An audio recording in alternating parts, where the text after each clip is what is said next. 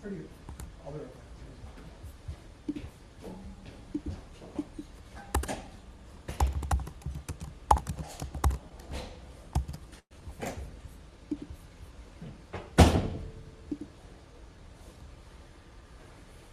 Okay.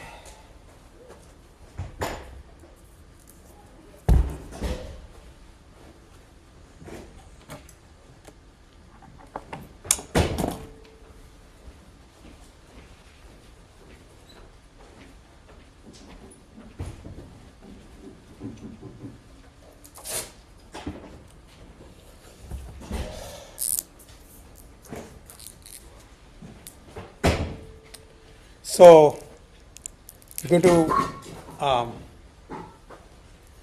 continue the discussion of RL. In particular, I think do a little bit more about just basic RL and MVPs, and then get into connections with planning and RL. And then I'll say a little bit about the paper that you read, you know that last time, and then shift into some connections between LLMs and RL. And when we're talking about LLMs and RL, it can be, you know, as Kennedy said, don't ask not what the country can do for you, ask what you can do for the country. So the question is, are you expecting LLMs to do something for RL, or RL to do something for LLM? Those are very different things, okay? And it turns out LLMs to do something for RL is not surprisingly very similar to LLM modulo sorts of stuff. Basically, LLMs can, in the LLM modulo, LLMs could guess a plan, right? You can also guess a policy. What's a plan? Plan is a policy. You can get a policy, you can guess a reward function, you guess a transition model, and then you can make the life of the RL much better. Okay, that's basically LLMs for RL. That is pre-trained LLMs just sort of using, you know. I'll talk about the name later, but. And then the other part that actually you are hearing a lot more about is RL for LLMs, which is, RL is a general technique. And basically we are much more interested in the planning problems, but generally it is useful to learn from experience in all sorts of cases. And you could essentially have RL be used to kind of fine-tune the LLMs. And that part I will bring up, but again, it depends on how much you have seen my LLM lecture before. Actually, I mentioned it in those lectures, and because remember the LLM thing is a parallel thing, you know, so I'll keep mentioning those connections, but that's not exactly the main topic of this. Okay, so yeah, so and then I was away at Atlanta the beginning of the week, and can anybody guess who those people are? I mean, other than the guy in the middle, of course. Who? Can anybody guess? I think the one guy who could have guessed probably is not yet here. But yes, Rosa Parks. Okay, so the woman basically not getting up from her chair, from her seat, basically precipitated the civil rights movement. So this is how she looked apparently when she refused to get up. And this is her when we were 92 or something. It's a lovely sculpture in the middle of Georgia Tech campus. So anyway, there was a talk that I gave on centrality of verifiers. It's like LLM modulo and plus, all sorts of connections. That's also relevant to LLMs and RL. If you're interested, that talk is already available online. Okay. So I did ask whether I was wasting people's time in terms of going back onto RL things, and apparently not, because lots of people actually know that much about RL. Some really did. I hope those people will answer the questions well. I'm pretty familiar with MDP-RL people. Hopefully answer the questions that I'm asking, but others mostly understand. So we can spend some time on those things. Okay. Remember last time I also mentioned that MDPs essentially, first of all, MDPs are like a basis for RL. Basically, you can do RL on top of any framework, but MDP is a general enough framework. PaLM-DP is an even more general framework, but it's just a little too much. A-star is a pretty good framework, but it's maybe too easy. I'm not too easy, but it's like too kind of limited in terms of which is deterministic. So the Goldilocks zone is MDP. So when people say MDPs are the basis for RL. It's just basically it's a Goldilocks. So, you can actually use PharmDPs as the basis for RL. You can use Tech PharmDPs as the basis for RL and come down. No, that's not a problem. But generally, people think in terms of MDPs. And then, so one of the things that I also mentioned is rewards. Basically, we talked about rewards, and we also talked about costs. And so the point is, although mostly I discussed MDP formulation in terms of reward functions, and so if you think in terms of rewards, then you try to optimize. If you think in terms of rewards, you try to kind of maximize your expected cumulative reward over your lifetime.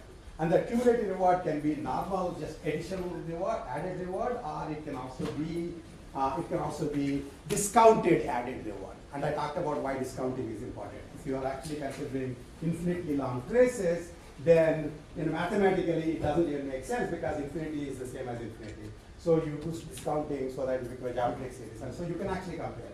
And we can also make sense of why discounting makes sense. Essentially, it's about how much is the dollar 10 years from now worth right now. And that's basically the discounting. So it's not clearly the same as $1 today. So question is how much is it? And the discounting basically says if it is year by year as epoch, then gamma power 10 times $1 is equal to $1 right now. And gamma is a discount factor between 0 and 1. Okay, so essentially, if it is close to 1, then it's actually the same as 10 years from now. And if it is close to 0, that basically means you think that your life is ending. So you might as well just, you basically anything after today is worth 0 for you because you're dead. And this whole thing about inheritance and dynasties are overrated.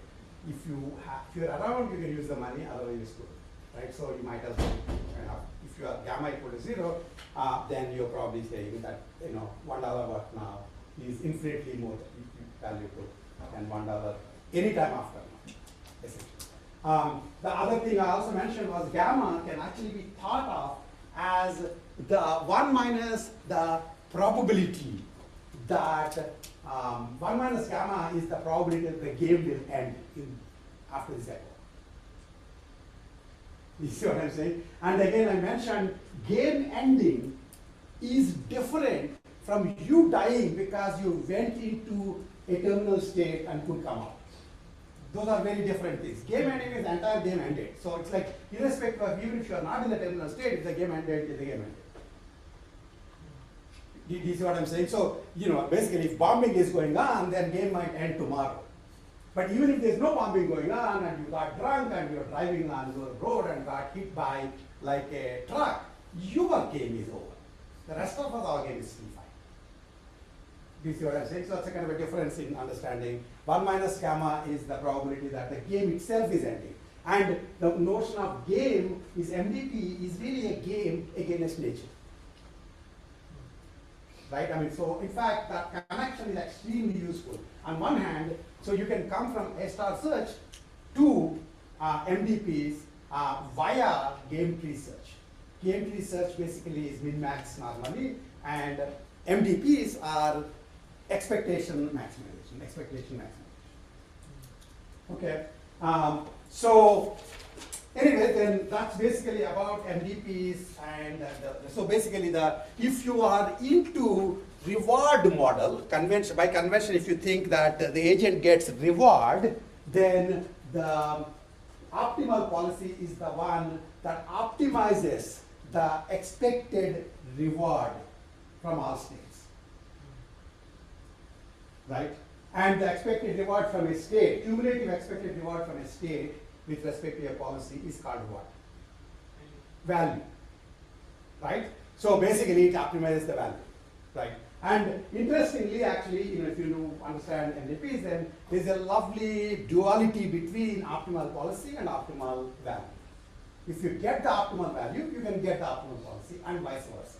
If you get the optimal value, let's say somehow, then the way you can get the optimal policy basically is, if I, for example, I am in S1, right, and I can either do A1, that gets me to S2 or S3 with 0.7 and 0.3 probabilities, or I can do A2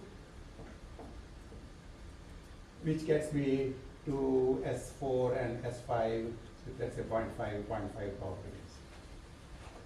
Right? And if I happen to know the V star, which is the value function for all these states, let's say this guy's value is 10, this guy's value is 17, this guy's value is minus 35, this guy's value is 14. I'm just making these numbers up right now, right?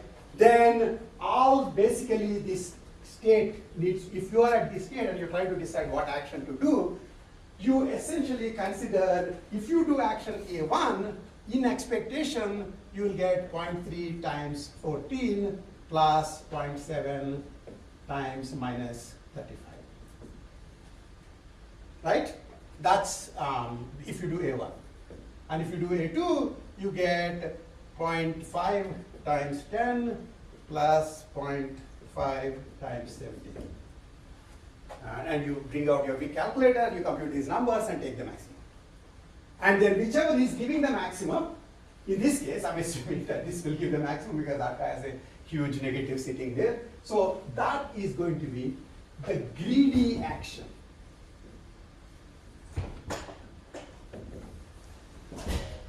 Do you see what I'm saying? This is a one-step look-ahead greedy action. Right?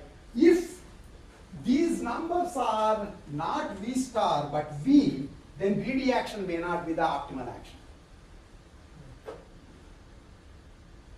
But if it is V star, then greedy action is also the optimal action. V star basically means that's the optimal thing. So one of the ideas is 10 is V star means the optimum amount of cumulative value you can get from S4. Optimum amount of cumulative value you can get from S4, irrespective of the policy. Remember, this is not any longer about the policy. E is 10. And then the other one is 17.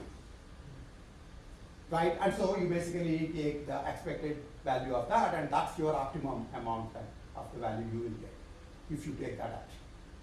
So that's basically, you have V, you can convert to pi. Similarly, if you have pi, you can convert it into V. Basically, if you have a pi, converting it into V is just a set of linear equations. You see what I'm saying? And then computing the value of a policy. So that means if I give you pi, right, and then I'm trying to compute the values, V's, right? Imagine essentially, according to pi in S1, let's say you're supposed to do action A. Let's say that same action A1. In S1, you're supposed to do that action A1. Right, according to this policy. Right? The only thing is these numbers are no longer known to you because this value you don't know. So you essentially do know that V of S1 is equal to, basically if you're doing A1, then 0.3 times V of S2 plus 0.7 times V of S3. V of S1 is X, V of S2 is Y, V of S3 is Z. It's a set of simultaneous linear equations. Do you understand what I'm saying? Computing the value given the policy is a set of simultaneous linear equations. The tricky part is if you are trying to, if I tell you a policy, you can compute the value this way. If I didn't tell you the policy, then you have to consider for each possible policy, you have to compute the value and see which value vector is the best. And equivalently, you would have to actually do what Bellman would have said, which is V star of S1 is essentially max over 0.3 V of S2 plus 0.7 V of S3 or 0.5 V of S4 plus 0.5 V of S5. Right? These are also equations, but these are non-linear equations. These are equations with a max sitting in the middle. So polynomial, linear equations can be solved in polynomial time. The moment you throw in a max, all hell breaks loose. And this is where dynamic programming essentially actually says, dynamic programming says, the interesting part is you kind of already know that evaluation of policy is very cheap. So it will be polynomial. The question is, did you know computing the optimal policy would be cheap? Because one way it looks like you basically have to do brute force work and it will be very, very costly. But what we showed, yes, last time with the policy and the value iteration is you set in the first iteration you set value to be equal to reward, the second iteration you set value, assume the first iteration's values and compute the second iteration's values. And then keep doing it. And when the value vector doesn't change between two iterations, it doesn't change by much, you have converged. Now it actually turns out that one of the things, again, this gentleman knows, and most of you don't know probably, is these kinds of equations can be written as what? A linear program. I mean, how many of you know what is a linear program? Computer scientists are distinguished by the fact that they don't know anything other than coding, which now is no longer needed, so you have to find another life, essentially. Right? So computer scientists basically take pride in the fact that we don't know anything else other than coding, and that's kind of going away. So anyway, linear programming essentially is basically given a set of linear constraints, linear inequalities as constraints, and an objective function that is linear on the same variables. What should be the values of these variables that will optimize the object? That's linear programming. And of course, there's a guy called Danzig who essentially did the simplex algorithm, which basically showed that if in your grade school you remember, you must have done that. If you have linear inequalities, at least two-dimensional linear inequalities, there would be lines and then directions. One side either below or above is the feasible region. Typically, if it's below this line, below this line, below this line, then there is like a polygon inside, and all the feasible points are in the polygon. And what Danzig showed, essentially, before Danzig it was well known, I guess, that optimum for this will always be in one of the corners of the polygon. So if you can go from one polygon corner to another polygon corner until you find the optimal polygon corner, then you're done. That's simplex algorithm. One of the greatest open questions in computer science for the longest time is simplex algorithm. It turns out that simplex algorithm is exponential. That is an algorithm. Simplex algorithm is exponential. Even though it's a very practical algorithm, everybody uses it. All your airlines are using it. In fact, the entire reason for industrial engineering is because they know simplex algorithm, more or less. Okay? And there are enough people who want to do like linear programming and linear programming. So one of the things is the simplex algorithm was exponential. It was not polynomial. But that doesn't necessarily mean that linear programming, which is solved by simplex algorithm, is also an exponential problem. You understand? Remember, take a permutation of all the numbers and check if they're sorted. That's a sorting algorithm. That's an n factorial times ON algorithm. But we know that sorting is actually polynomial. So one of the open questions for the longest time was, is linear programming polynomial or NP? And interestingly, it turns out that actually linear programming is polynomial. We were able to show that. And now that you know that it's a polynomial, anything that can be done with linear programming is also polynomial. Right? And it turns out that equations of these kinds, which is basically this kind anyway, you don't even need linear programming, you just need linear equation solver. This one you need linear programming. And you can solve it with linear programming. And this basically is also polynomial, because linear programming is polynomial. So Danzig.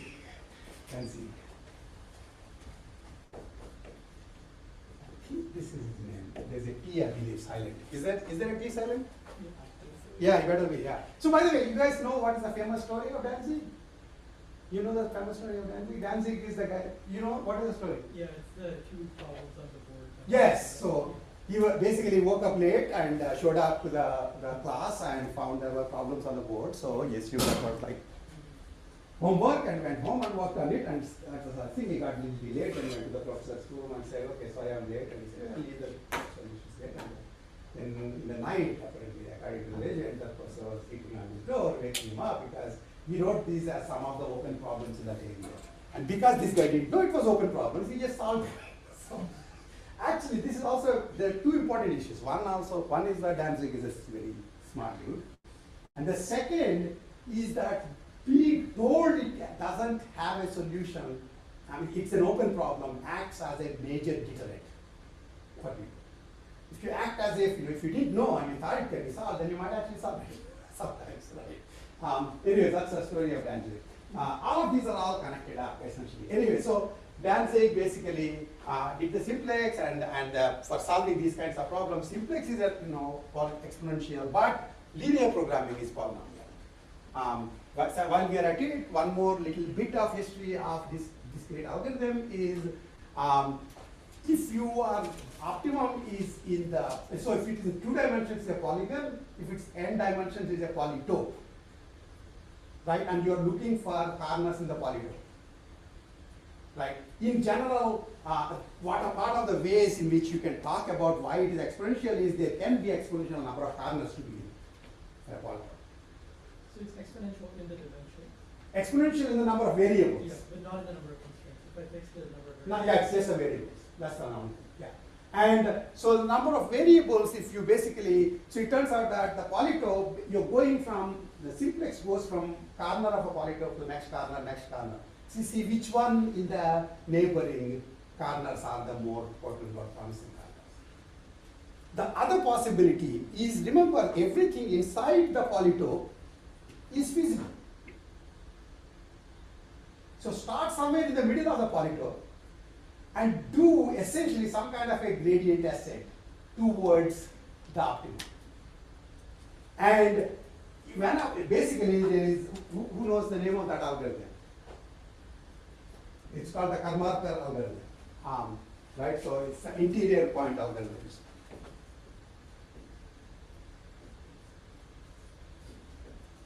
Narendra Karmarkar. And this guy basically was in Bell Labs and he came up with this algorithm. And one of the interesting things is actually the history of it is, so Danzig goes from corner to corner. These are the corner algorithms. These are the interior point algorithms. And really, interior point algorithms existed before Karmarkar. And it was the interior point algorithms that tell you that it's a polynomial time algorithm. But those of you who know anything about complexity, polynomial time only means a constant times polynomial.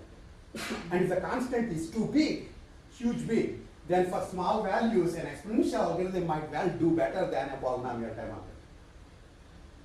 And this is basically what it was, and then Karmarkar actually came up with a better polynomial time interior point algorithm. Okay. So that's kind of a useful thing to know, that interior point is the reason that thing becomes polynomial. Anyway, coming back out of that major digression, so you now know values and you know how to compute values are basically just these nonlinear equations over other states values. And if you know the value function, you can convert it to a policy, and if you know the policy function, you can convert it to a value, right? And then basically value iteration is nothing but solving these equations iteratively rather than by a linear program. And policy iteration is cuter. Policy iteration basically says, imagine essentially these numbers here are not V star numbers. These are the current V values.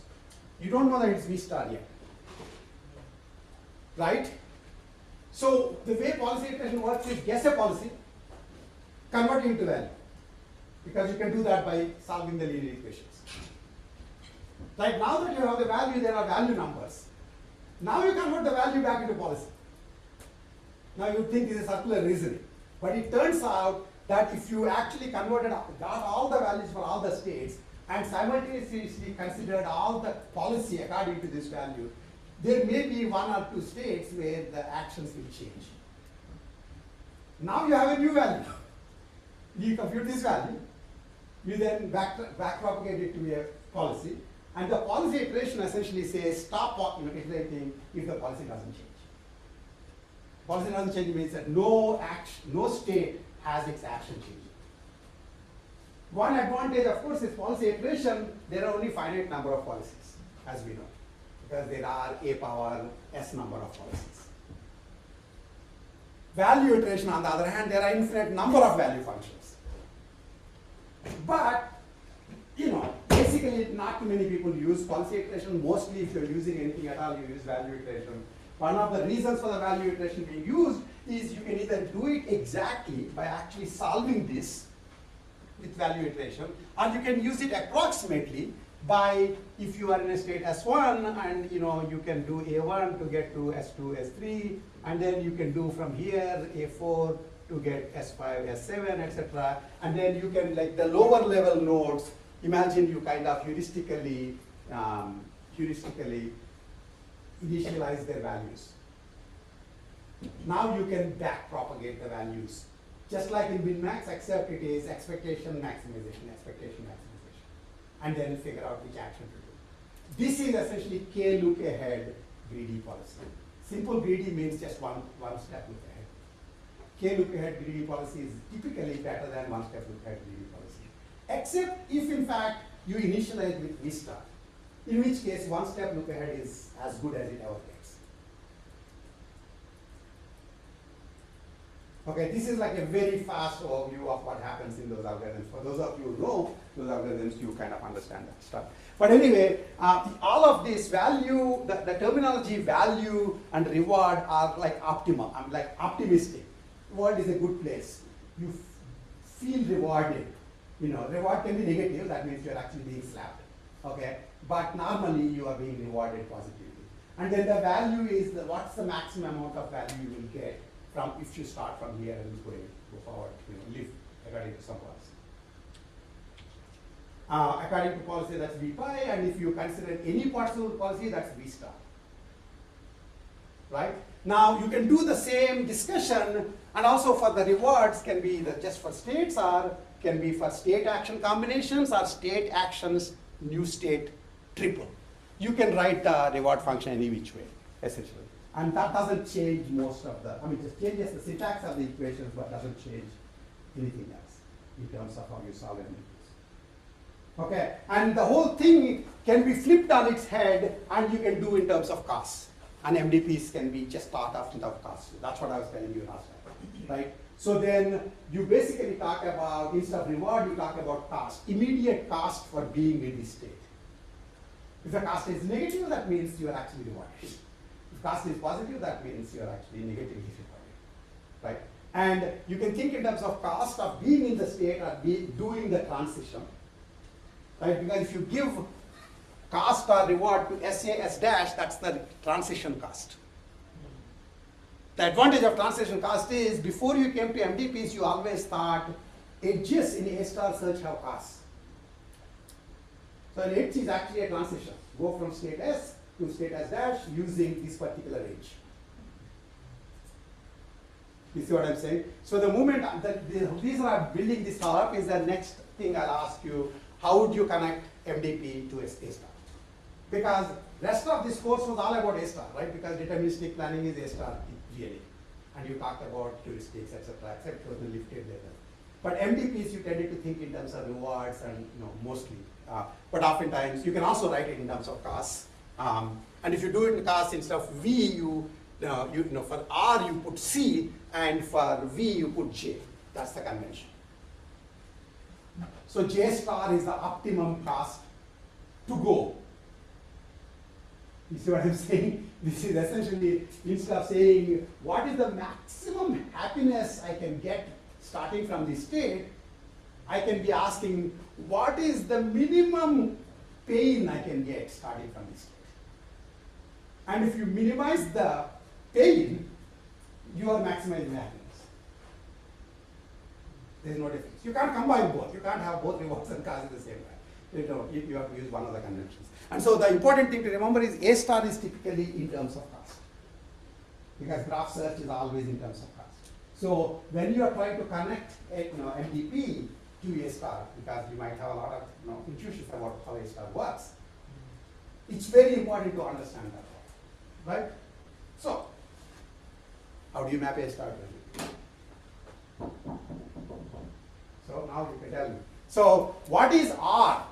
If I'm thinking of an MDP, R, reward R, what would that correspond to in A star search terminal? What? Negative cost, edge cost. Agreed? What about V star? What about V star? I can actually ask V, but I'll ask V star first. What? Do you guys see that? I mean, is one of the normal mistakes that people make is they think that somehow heuristic in A star search is reward in MDP. It sounds like, okay, like an English heuristic, it's kind of good. Right? But it's not. Right? Heuristic in A star search is the cost of the optimal path from this state to the goal state. That is heuristic in A star search.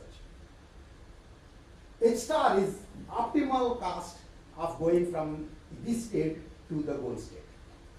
So this is the optimal cost to go. That's what is the word. Heuristic in A star search. Perfect heuristic. Heuristic H star in heuristic in H star search is cost to go. And H star is optimal cost to go.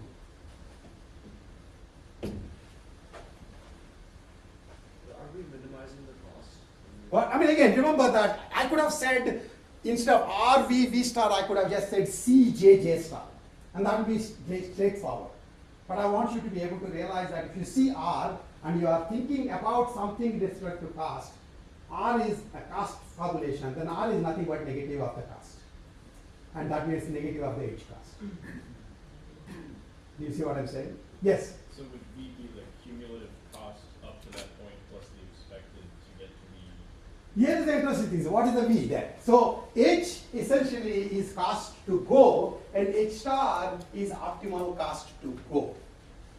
Again, there is a reason I'm asking you this, because even the 5 of you whose names I don't know, right, probably don't know the answers to this, because everybody thinks they understand but they don't necessarily understand. Maybe one of you do, but most people don't have good intuitions, and if you don't connect things, you're always fragile in your understanding. And you will invent, reinvent triangular and square-shaped wheels in your life and get more NURIPS papers than I'll ever get. So I'm trying to stop that, essentially, right? So the question then is, what is V? So again, when I say R, I could have said, to make it simpler, I can probably just say RC VJ V star J star. Right? That kind of reduces the confusion. V star is basically like, the cost-oriented formulation is J star. Right? So J star, so what would basically be V star? V star would be negative of cost to go.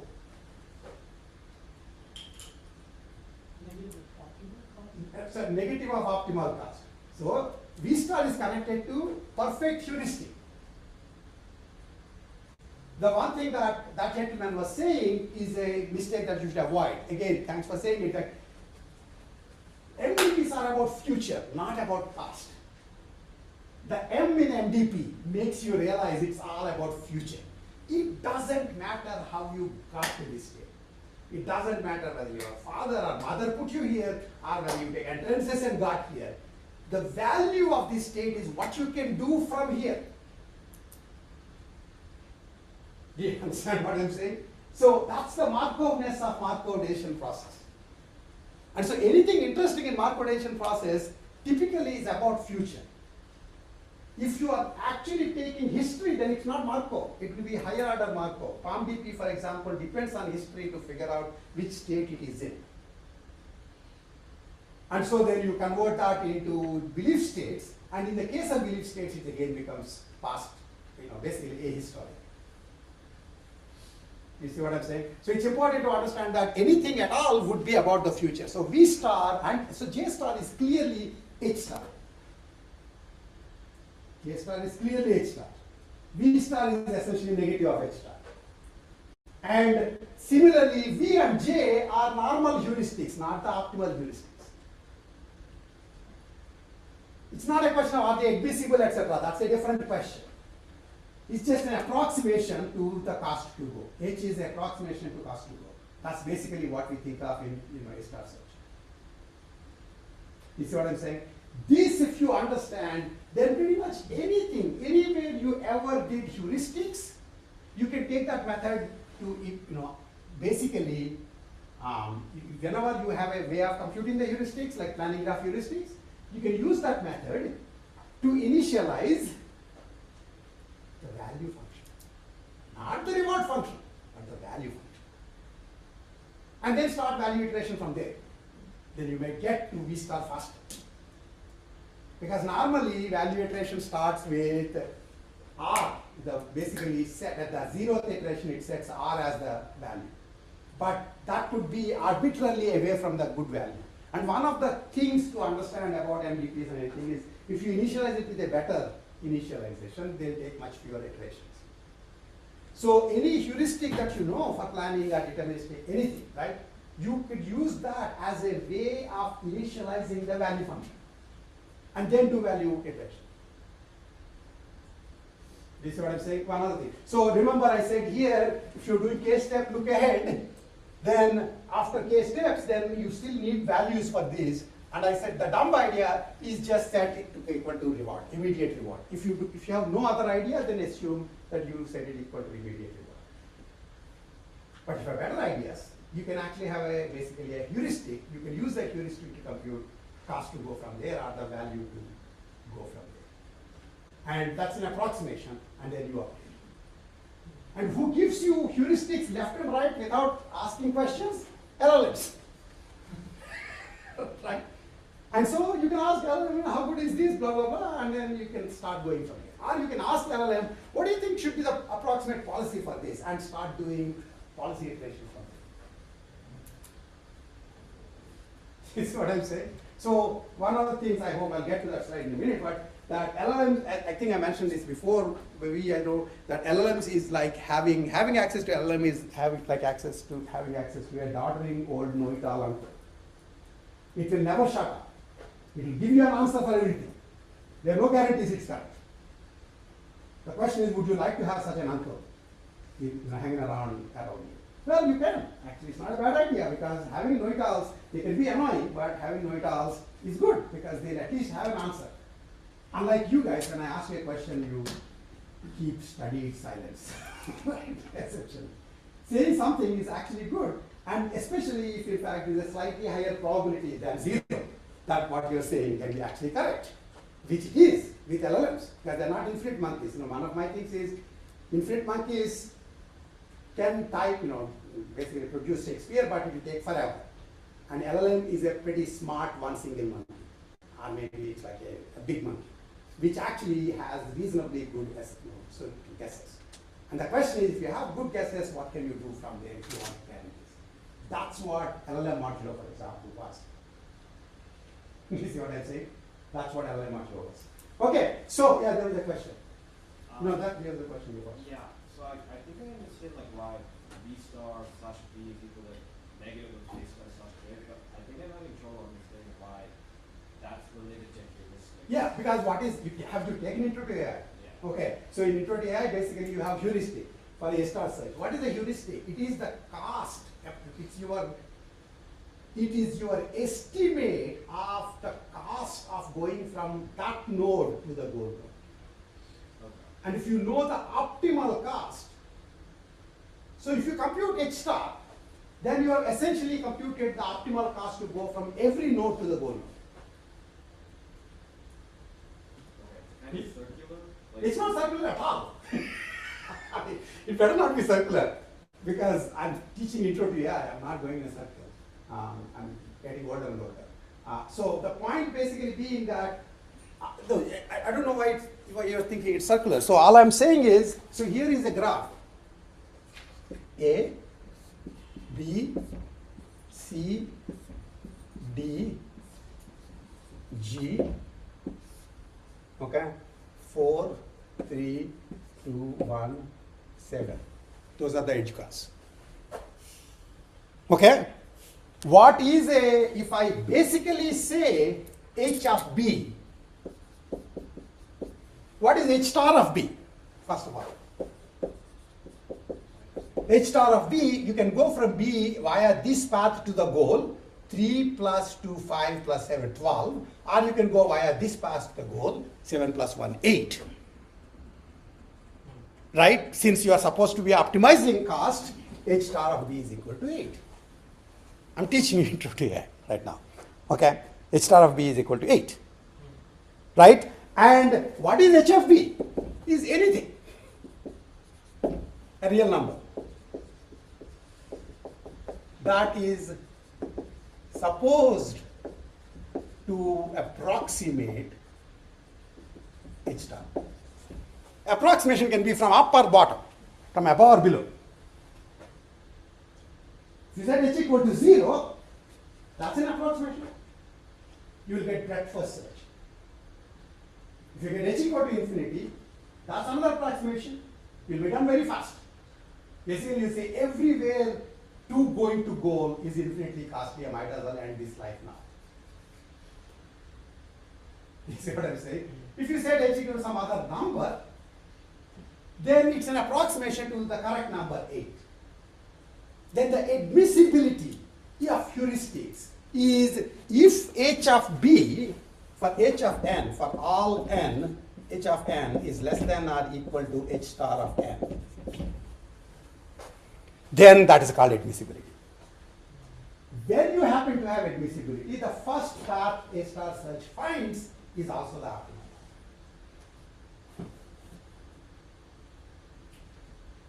You see what I'm saying? So admissibility part is actually more, special about A star search. All I'm saying is H is cost to go. Basically, what do you think is the cost of going from B to G? Cost to go is all the costs added up. That is like cumulative cost you are likely to experience. That is like J. Or the negative of J, a negative of V, which is the value to go. Now see this? Okay. But this is the important thing. And you can ask all your friends in reinforcement learning that they're doing 18,000 courses at reinforcement learning. What do you think is the heuristic? And then you can have some schadenfreude, essentially, saying you both will go. Right? Yes, go ahead. What is value of policy based on? What? What is value of policy? No, I will get in a minute there. Okay, so that you understood the V star J star part now. Yeah. And V is H, and V and J are H. V star J star is basically H star. And again, remember that most of the interesting things in the A star search is computing H star and then finding an approximation to H star is a Dumbo idea. Why is it a Dumbo idea? Because if you already have H star, who are you trying to impress? Just use it. You see what I'm saying? If you have used H star, essentially, so normal A star search takes start goal and finds the optimal path from S to G. So normal A star search as goal of the A star search, not the goal state. Goal of A star search is to find H star S.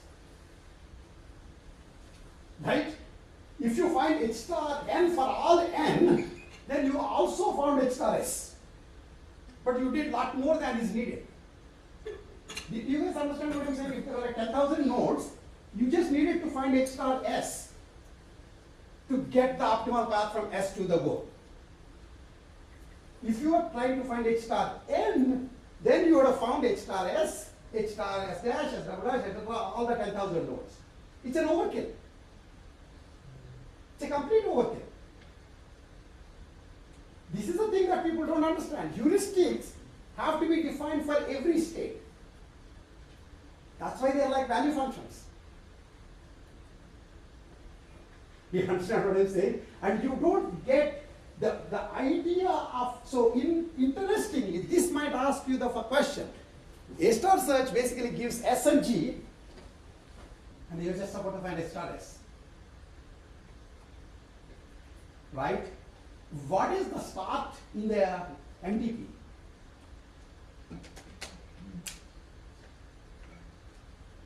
There is no start.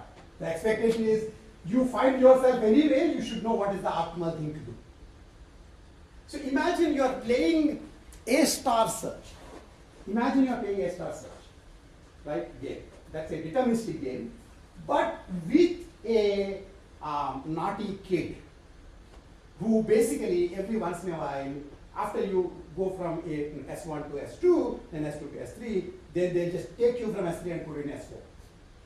So the agent is being teleported to different states.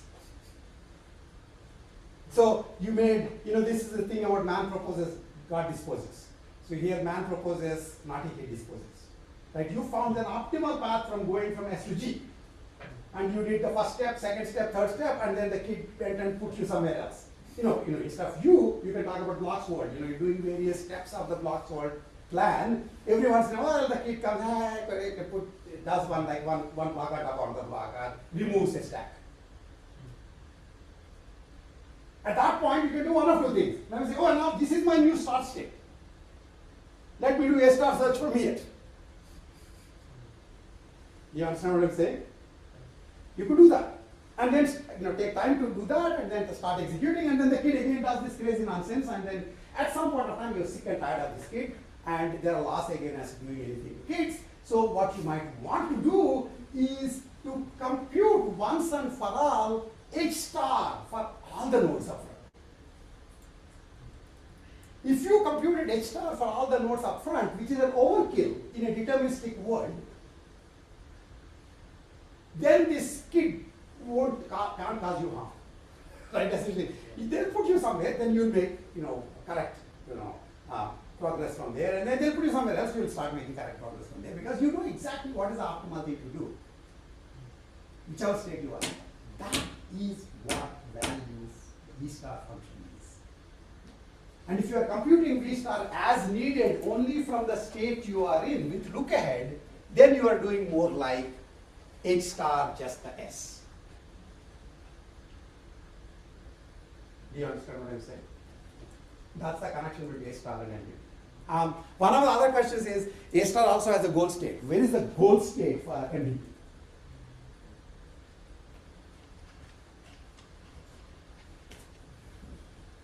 You agree, when you're making connections between MDP and A star, except they are not at all similar. So it's easier to just assume they are incomparable.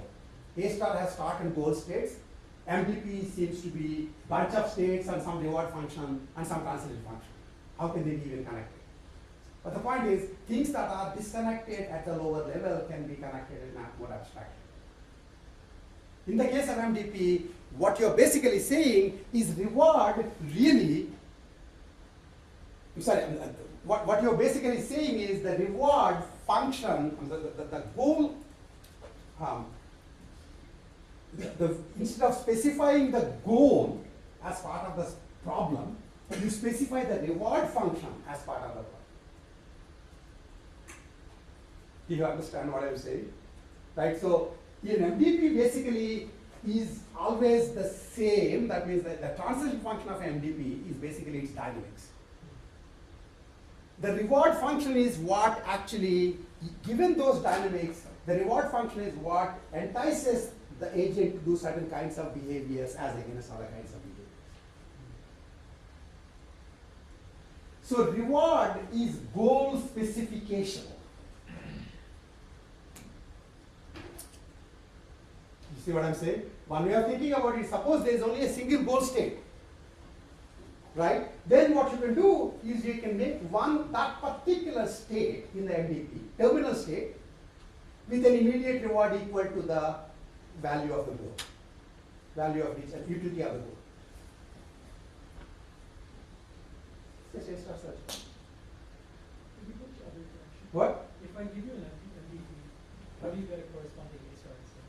What? No, not always is it possible, right? Because the MDP is slightly more general because A star thinks in terms of single start state, single goal state, and deterministic transitions. And MDP thinks in terms of stochastic transitions, which is the one important thing, and also not a normal goal, but generalized goal. The goals of A star search can be compiled into the reward function. With the stochastic, But arbitrary reward functions may not correspond to any single goal state. with the stochastic transition, you can replace the value of each node by like the expectation or something like that. What I talking about? I'm sorry. I think you should be able to de-randomize the stochastic part of the computer. A star version. You should be able to de-random, like, I think the stochastic part of the MDP. No, I mean, so you're saying, is there a variation of A star search that correspond to stochastic search done by? Anyway, let's take it outside. Okay, let's take it outside. Okay, we are already, I mean, I'm doing already multiple layers of that direction here, and that, let's leave this out. Okay, so then the question is, what is the policy pi in A star search? What is a policy pi? Policy pi in A star search is just a path. Right? If you are in this start state, you go to this state, then it's from that state you go to that state, you go to that state, etc. Because it is deterministic, when you do the action, you will only get to the same state. In MDP, you say go right, you go right 80% of the time, go maybe up and down like 20% of the time, at least in the version that I showed you. But when you say go right, you'll always go right, then essentially policy is just a path. A star search path is MDP policy. So pi star is, that is optimal policy, is optimal path. Right? And then finally, value of a policy. If I tell you the policy, what is the value? So, this is my policy here. In the A star search, this is the policy. That's my policy. I told you which edges I am going to take, right? Basically, I am telling you which actions I will do in each place. That actually gives you the edge. This is my policy. If this is the policy, what is the value? Value would be the heuristic, right? Right, basically, so if according to this policy, this guy D will be 7, H equal to 7, and this guy would be 9, and this guy would be 12, and this guy would be 16. If I tell you the path, then that's the cost you go. You see where I'm going with this? Right? So you convert a path to the, you convert policy to the path. Right? And how do you get, and so basically getting V star from pi star is the same. You get the pi star and that's the optimal path. From that you will get the V star. The only difference of course is, in the case of, A star search, optimal path, in fact in this case, optimal path would just be this, right? I'll actually optimal path would be this. That's optimal path, right? It's a small enough graph, right? And so H star values for this guy, H star is equal to 7 still. For this guy, H star equal to 8. This guy, H star equal to 12. So this guy has H value of 16 and H star value of 12. It's path dependent. The only thing is, of course, because this path isn't even going through this, you don't even know the value of this guy.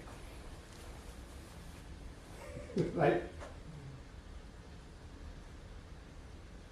If you have stochastic transitions, then there is generally, in many cases, every state has a non-zero probability of being reached, except in special cases. And so eventually value iteration will get you the value for all the states. That's the difference. Value function policy is actually telling you what to do in every state. Okay, so the really good equivalent for policy for A star, which would basically directly correspond to MDP, is tell exactly, I'm sorry, even then actually it's going to be a problem. So basically A star search path is the policy for MDP, and A star search optimal path is optimal policy value. And if I give you the policy, I can convert it to value. Okay, can you give you value, I can convert it to policy too. If I give you H star, can you tell me what the path is? You understand what I'm saying? So imagine you're doing a star search. You're doing a star search and you are an S, and I tell you that I've already computed a star for everybody. Right? You still don't know what action to do from S. Right? So turns out that according to the graph, S can go to S1, S2, S3, and it is deterministic because these are deterministic transitions. There is no expectation, and the star values are 7, 5, 9. That's the star values. So what is the optimal action for S1? For S? For S2, that's it.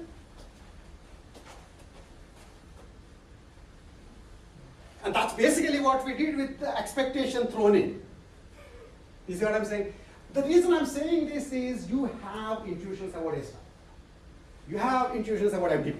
And you don't combine them, you keep them separate so that you can do unnecessary invention of wheels. But it's good to combine them.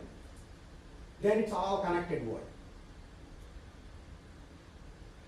You see what I'm saying? And anyway, and then one of the reasons for this course, of course, is for better or worse, we kept talking about deterministic planning up until now, even though you can talk about stochastic planning. But that already connects, has all these interesting connections. Okay, so that's about mapping A star to MDP. Sure. Okay, the other thing is, again, I should have said this earlier, but maybe some of you know this, which is that, as I said, reward, I should write this down and you guys should write it down too. Reward is the way goal state is specified. There is no single state, goal state is specified. Because for A star, for graph search, etc., you say you are supposed to reach here. The thing about MDP is it doesn't say you are supposed to reach a particular place. It just says if you go here, you get this much. If you go here, you get this much. You go here, this much. And then optimize your experience. If it's everything is negative reward, you want to minimize that. If everything is positive reward, then you want to maximize it. If it's a cost, then you want to minimize it. If it is a reward, you want to maximize. And the interesting thing is the exact same dynamics. By changing the reward, you change the optimal behavior of the rational agent. Which is not surprising, right? Because in some sense, I'm not saying anything interesting that if in fact, if I said this was G, optimal guy would have come here, or rather if there is another part of the graph and you said this is G, the optimal agent will go this side, not that side. Not surprisingly, whichever you say is the goal, it will try to go towards that side. That's what basically being rational is. Similarly, in the case of rewards, essentially, since I said, reward is essentially kind of very distributed representation, like you basically are saying, what do you get in each of the states? There is a special case where if there is a single goal, then you can just make that state, that goal-bearing state, to be a terminal state and give all the value of the goal there itself. Right? So in these particular kind of things that we looked at, right? For example, imagine this particular environment. The arrows are the policy. That much you realize. Okay? So arrows don't come normally. Okay? But the actual dynamics of this environment is given, basically that's the word. And the dynamics of this environment is this. If you're in any place and you want to go in a certain direction, you go in that direction 80% of the time, and 20% of the time you go to the other two directions. That's specified. So all of these words are the same. All I am and in fact, more interestingly, I even allowed these two states to be +1 and -1, and I put a square around it, like a box around it, that means they're terminal states. So it looks like all these environments are essentially almost the same. They have the same end terminal states. All I am playing with is intermediate state rewards, because reward function can be changed by changing one state's reward value. Which one? The plus or the stars. For this one? Yeah. We wait for that, we'll get there. So, here is the simple one. Again, how many of you really did intro to AI? If you did this, you would have seen this. This is like one of the most interesting examples that Russell and Harvey works out. And it kind of gives you real intuition about what rewards are and why rewards essentially determine your behavior. In economics, there is this idea called incentive theory. You incentivize people to get the behaviors you want out of them. Incentives are rewards. How do you incentivize Homer, who hates libraries, to go to library? Line the path with pink donuts. Right, you go. That's incentives. This is what I'm saying. Intermediate states, you make them interesting so that the guy will go. Right? So anyway, this was the most simple scenario where we basically said every state except the final state, the terminal states, have a small negative reward, which is basically the way of saying don't hang around in the state, because by being in the state you get minus 0.04. And it's better to, given that it's clear that a rational agent will try to get to +1 state as soon as possible, stochastically speaking. And so this is the optimal policy those kinds of algorithms find. The value function and final function. So this is the optimal policy for this. So if you are here, go up, and then go like that to that. If you are here, go up and go to that. If you are here, don't go up, go here, go here, go here. Which is what makes sense. If you see what I'm saying? This is a reasonable policy. If you are stuck in each of the states, get to the +1 as soon as you can. And that's connected to V star. Right?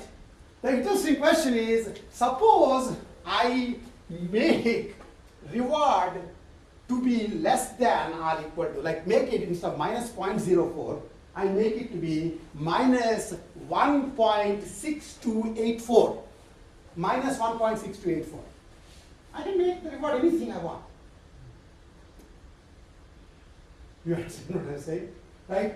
If I do that, this is the optimal policy. Interestingly, when you are here, you should go here. When you are here, you go here. Because life is so miserable, you want to end it. This is the reward function of depressed people, unfortunately. This is the reward that you feel of depressed people. Obviously we are the same world as them. We have the same sort of 2 hands, 2 legs, 2 eyes, everything. Why are these people kind of even considering? They are rational. It's easier to say they're stupid people. There is no stupid people. They basically are not getting good reward signal from the life. If they don't get good reward signal, if you are getting very bad reward signal, and again that has nothing to do with just having pain. I mean, physical pain is one negative reward signal. But it's also like one of the things about us, our reward matrix, that's one of the things, and thing that I keep telling people is, I want to know what, anytime I meet somebody, I want to know what their reward matrix is. Because ultimately, we are more or less same in terms of our dynamics, our capabilities. I understand none of you are, for example, any much better at NBA level in basketball compared to me, right? I mean, there are no basketball players taking this course, right? So more or less, maybe you're running it faster than me, you might be able to have slightly better instinct. The real thing that changes your behavior from my behavior is your reward matrix. My behavior is hanging around and tweeting and all this nonsense. You would not do it if your life depended on it because you have a different reward matrix. You want to understand somebody, you want to understand their reward matrix. This is what I'm saying. And the reward metric is essentially, for the case of humans, it's the reward they feel. There is no objective specification. For a computer agent, you say, this is the reward you get.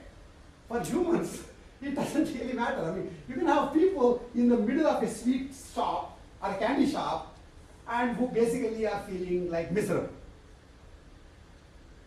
That's the interesting thing about humanity. That's the thing about humans, right? So we convert our own reward, basically we feel our own rewards, and in fact these conditions like anhedonia, as I said, depression, but anhedonia. If you haven't taken GRE, I'm going to give you lessons on GRE vocabulary. Anhedonia is the inability to feel happiness. If you can't feel happiness, then how are you going to have your, basically you're doing a policy with respect to, a screwed up reward function that you are feeling. And so it looks very irrational to somebody else. Like for a guy who thinks this is how normal world looks, which is the rest of you guys. You think, how the heck is this guy just making a beeline to -1? What's wrong with this guy? Well, there's nothing wrong with it. This is his reward function. That explains everything. Right? And similarly, for the reward between like these numbers, -4 to RS to -0.80, that is, you are essentially giving the same reward to all intermediate states.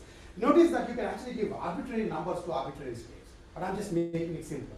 Okay? So I'll give a single number to everybody. Here it is -0.04. Here it is -1.6284. Here it is a number between, one number between these two in this region. You'll get a different reward. Right? And here, this one, the reward is -0.221 is less than 0. That RS is between -0.221 to 0. The interesting thing here is notice what happened. When you are -1, this guy just went towards +1. This guy tries to go this way. Can you understand why? Have you basically, if you have a lot invested in life, you don't want to die. So first of all, if you don't want to die, you don't want to go walk on Bright Angel trail, because once in a while you can fall off the trail and die. But if you must go on the Bright Angel trail, walking like this, running, etc., is a dumb idea, because you might fall off. So you will see people like me hugging the wall and going like this, like this. That minimizes the possibility that I might fall into the canyon. It's all expectations. So the negative reward here is so much smaller compared to the positive reward you can get in the end, that you're trying to avoid danger. So just by reward function, you become more conservative, like a lot more conservative. I'm not going to take any chances. No risky behaviors. Right? And then finally, if every intermediate state has reward greater than 0, then interestingly, whenever you're close to any terminal state, you go away from the terminal state. Everywhere else you can do anything you want, I don't care. Because life is what matters. So you're not interested in either heaven or hell. You see what I say? If you think -1 is heaven, -1 is hell, and +1 is heaven, right? Basically, your minister in your church and your temple is saying, there is heaven, there is hell, you should have careful, optimal policy, etc. And you're saying, hey, I'm having way too much fun in life. So if I'm about to kind of go to heaven, I'll run away from it. If I'm about to go to hell, I'll also run away from it. Everywhere else, I'll do anything I want. That's perfectly rational thing, mathematically rational thing to do. You see what I'm saying? Suddenly philosophy just falls in place because it's just the person's reward function. Keep this in mind. Okay? Now, how do you learn, in terms of RL, because we're talking about MDPT now, how do you learn transition function in the case of RL? I said this last time. Basically, you keep empirical averages whenever you're in a state S. If the number of times you did action A from state S in the denominator, number of those times where you went to S dash is in the numerator. That will give you the probability that you'll get to S dash if you do A from S. That's ultimately the assembly language way of computing the transition function. You can do better versions of it, but essentially that's what it is. Right? Just taking averages is basically what this thing is. But the problem, of course, is how are you doing the actions? If you tend to have a current policy and you're sticking to that policy, the problem is that policy may not even get you to other states. For example, you had, let's say you had this policy, it may not even get you to this state. Right? And if you don't ever get to that state, right? Given a policy and the dynamics, certain states you may never visit. This was the thing that I was telling you last class. If you never get to that state, then you don't have any numbers about that state. Do you see what I'm saying? So, in some sense, if you have a policy and you follow a policy, then you are only doing a certain action in every given state, you're doing a particular action. But in every given state, you can do any random number of actions, not just the one that the policy tells you. So the question then becomes, in trying to learn about the world as well as do well in the world, which is what you want to do, what should your policy be? What's your meta policy? You should have some idea of your current policy. You should try to follow it because it's better than nothing. You should try to follow it. And then you add an exploration term on top, saying every once in a while get off policy. This was the whole deal about stop and smell roses once in a while. Not always run to the office. Do random things once in a while in this case. Because that will allow you, if you do certain amount of probability, you pick a random state in every state, random action in every state, then all of a sudden you will eventually, asymptotically, you will always reach all states. And once you are reaching a state infinitely often, then these numbers will give you the actual transition probabilities. That's what the transition model is. This, my friends, is what is called world model. Ultimately, world models are these. You can compute these at different levels of abstraction, approximations, etc., instead of computing these as an actual ratios, you might learn so this is a function, right? Ps dash SA is a function, and it's giving a number. I can learn a neural network, which takes S dash, S and A as the inputs and gives out a number. And when it gives the right number, when it gives a number, you can compare it to the correct number and take the difference and propagate it, etc., etc. You do all that enough number of times. Then you'll get a neural network dynamics. This is the transition function. A neural network that represents the transition function. So in a planning graph, depth first search is trying a specific policy. Is it can it be seen like that? No. We'll talk about it outside, but no.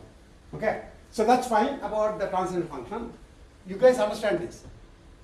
So next question. How do you learn the reward? If you are a reinforcement learning agent, how do you learn the reward? Inverse. What?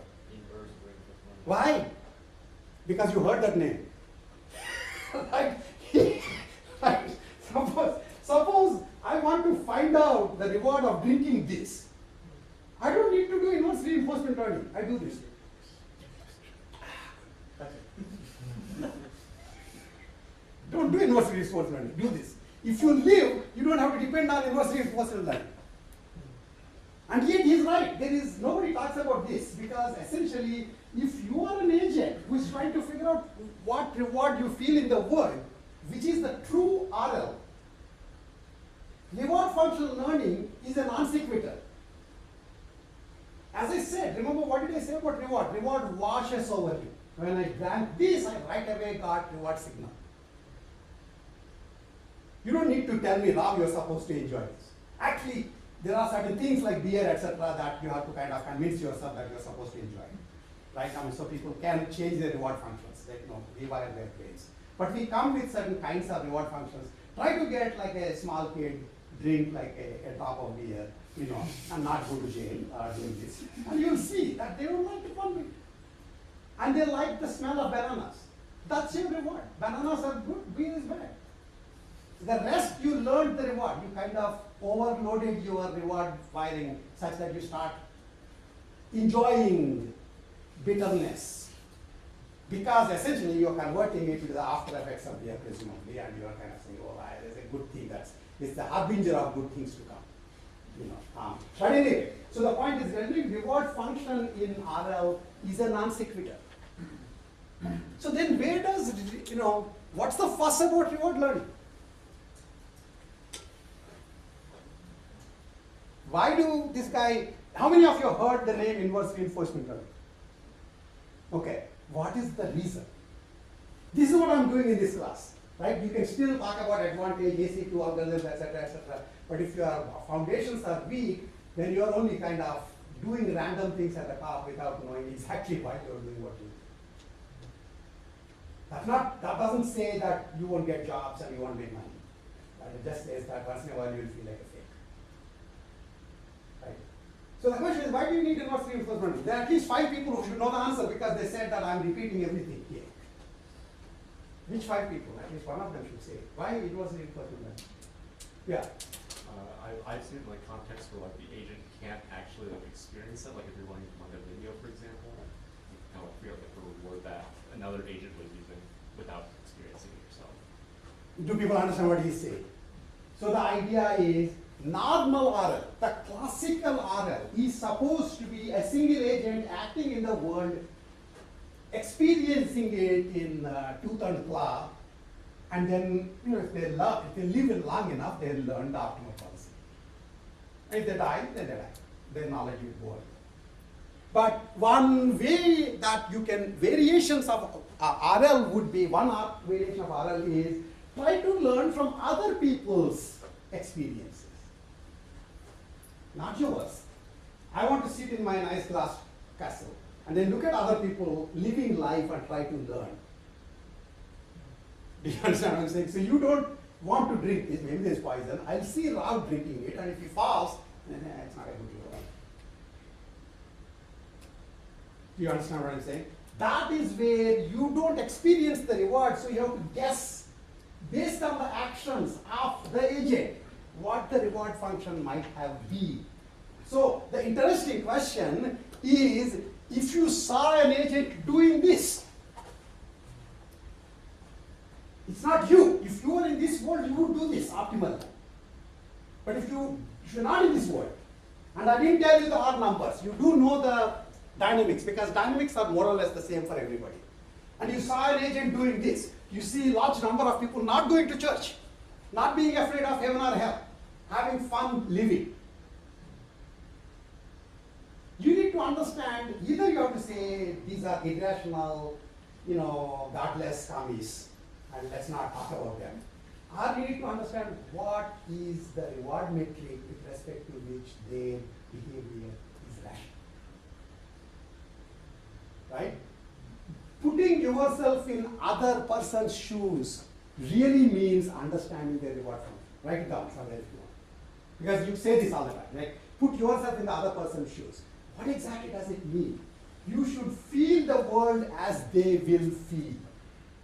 Since it's not that easy, you are essentially looking at people's behavior, other agents' behavior, and are trying to attribute a reward function to them, such that under that reward function, the observed behavior would be optimal. That's IRL. It's a stupid name. Right? It's not inverse of reinforcement learning at all. It is just essentially learning the reward function. But Andrew Ng and Stuart Russell came up with this name IRL, and people fell for it. But it is not that it's doing some inverse. I mean, when you say inverse of reinforcement learning, I don't think of it as learning reward functions at all. Why is that? It's just really learning reward functions. Right? So the first about reward function learning is, if you are learning from other people's experience rather than your own, then you see what they're doing, but you may not necessarily feel the reward they feel. Right? Right? Okay? So the question then is, you can just imitate them first. Like, if you sort of believe that, this is the whole thing about beer commercials, right? Basically, there will be people drinking beer, will have, I don't know why I'm talking so much about beer. I'm doing beer except myself, but they're all seem to be dancing and all that stuff, and you want to imitate them. Looks like they just completely imitate their behavior. So get the same damn bottle they have in their hand, and maybe you can also try to start dancing, etc. That's the imitation, that's the behavior. If you want to understand an agent, you can imitate them.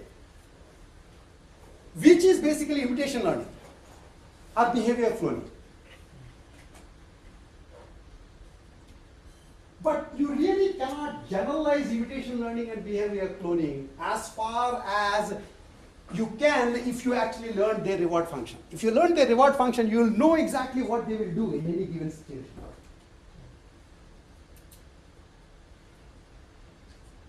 Do you see what I'm saying? So this is this underspecified problem. Basically, all machine learning problems are underspecified. This is an underspecified problem where I have an MDP, I know the transition function, I have trajectories of the agent's behavior. And I assume that the agent is rational, that means they are doing trajectories that are giving them, on the whole, good cumulative reward. With that as the synthetic inductive bias, now I have to learn the function R of S.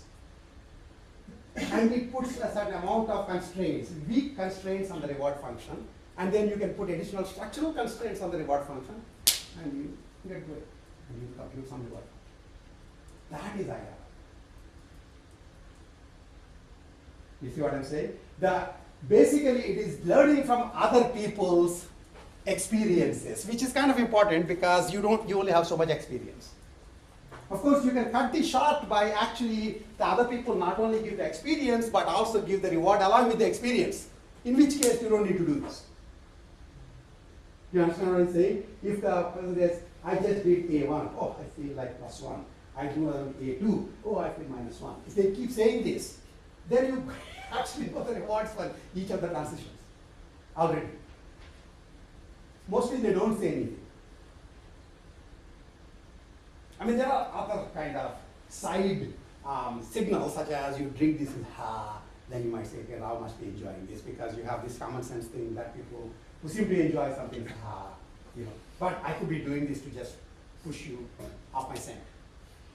Right? Essentially, this is basically what people do if you know, like this is how you make, you know, people do random things by just kind of making it look like bad things are good, that you are feeling good while doing them. And so then the other people also do them because they're trying to imitate. And the imitation and reward learning is a more generalized way of imitation learning. To do imitation learning, you don't need MGPs at all. You just basically, for each state, you try to classify, you know, learn a classifier that's out of place. In this state, this is the action that agent would have done, given all the examples that are given here. Why? I have no idea. That's what they're doing, that's what I'm doing. But instead, what you're doing is, so instead of just kind of realizing that whenever they are in this state, they seem to be going away, so I'll imitate that. Instead, you're actually saying what they really are feeling is this reward function, RS is greater than 0. And then each of the states have, the other states have some numbers. Again, you're approximating this such that the trajectories that you get with this behavior is similar to the trajectories you get with the true reward function. That's IR. You see what I'm saying? So is there a variation of IRL in planning? What is IRL in planning?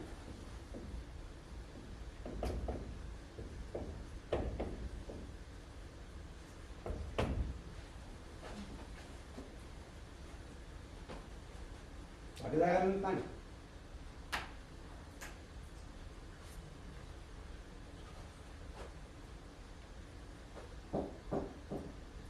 Plan and goal recognition. You see what I'm saying? If somebody, you know, there's like a bar with the bottle there, and you see somebody trying to fall off the ledge and trying to reach that, then you won't just stand there saying, yeah, it looks like some strange behavior is being shown. You might realize that they are actually trying to reach that bottom. So you recognize from the plan their goal. And then, if you feel like helping them, you say, hey, Rao, here, take it. And if you're particularly mean to them, you throw that away. That's a way. You recognize people's goals, you can help them or hurt them.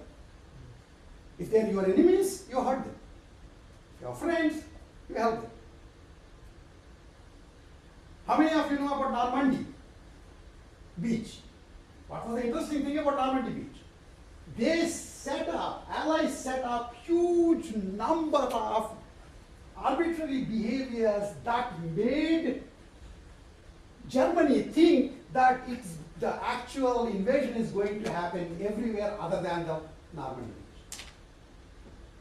You basically deceive people by doing a plan that's not the plan you're planning to do, and they will then assume that that's your goal, and when they're trying to defend that, then you go and get them here. Plan and goal recognition have great military value. You understand what I'm saying? IRL is plan and goal recognition. In the deterministic cases, that's what it is. You want to understand based on the behavior what might be the guy's goal. And one of the interesting questions that we'll get to in the next topic we talk about is your behavior legible or obfuscated? If you're trying to help the other person understand your behavior from your actions, you want to help them understand it. Then you do legible behavior. So imagine I want to, for whatever reason, I feel like this guy is a nice guy, I want to give him this score power button, right? If I start here and then I start going this way, and I'm actually going to give it, because I'm going this way, you'll assume that maybe this is the winner today, or the loser today, because I'm going to give it to him. So that is, you recognize my plan and you assume he must be my goal. That is if I was showing legible behavior. If I want you to actually fall for, like if I want to actually deceive you, then I will go like this and this. That's a very weirdo way of getting to this guy. That's a non-legible plan. But sometimes you want to do this. If you don't want your good robot to do illegible behaviors. But on the other hand, you want to do illegible behaviors for your enemies. I will send you a paper when we get to that, where we talk about how you can generate plans that are simultaneously legible to your friends and obfuscatory to your enemies. Sometimes it's possible to do that. And because all of that actually brings up that issue of when you're doing this, there's another guy who's trying to make sense of, another human who's trying to make sense.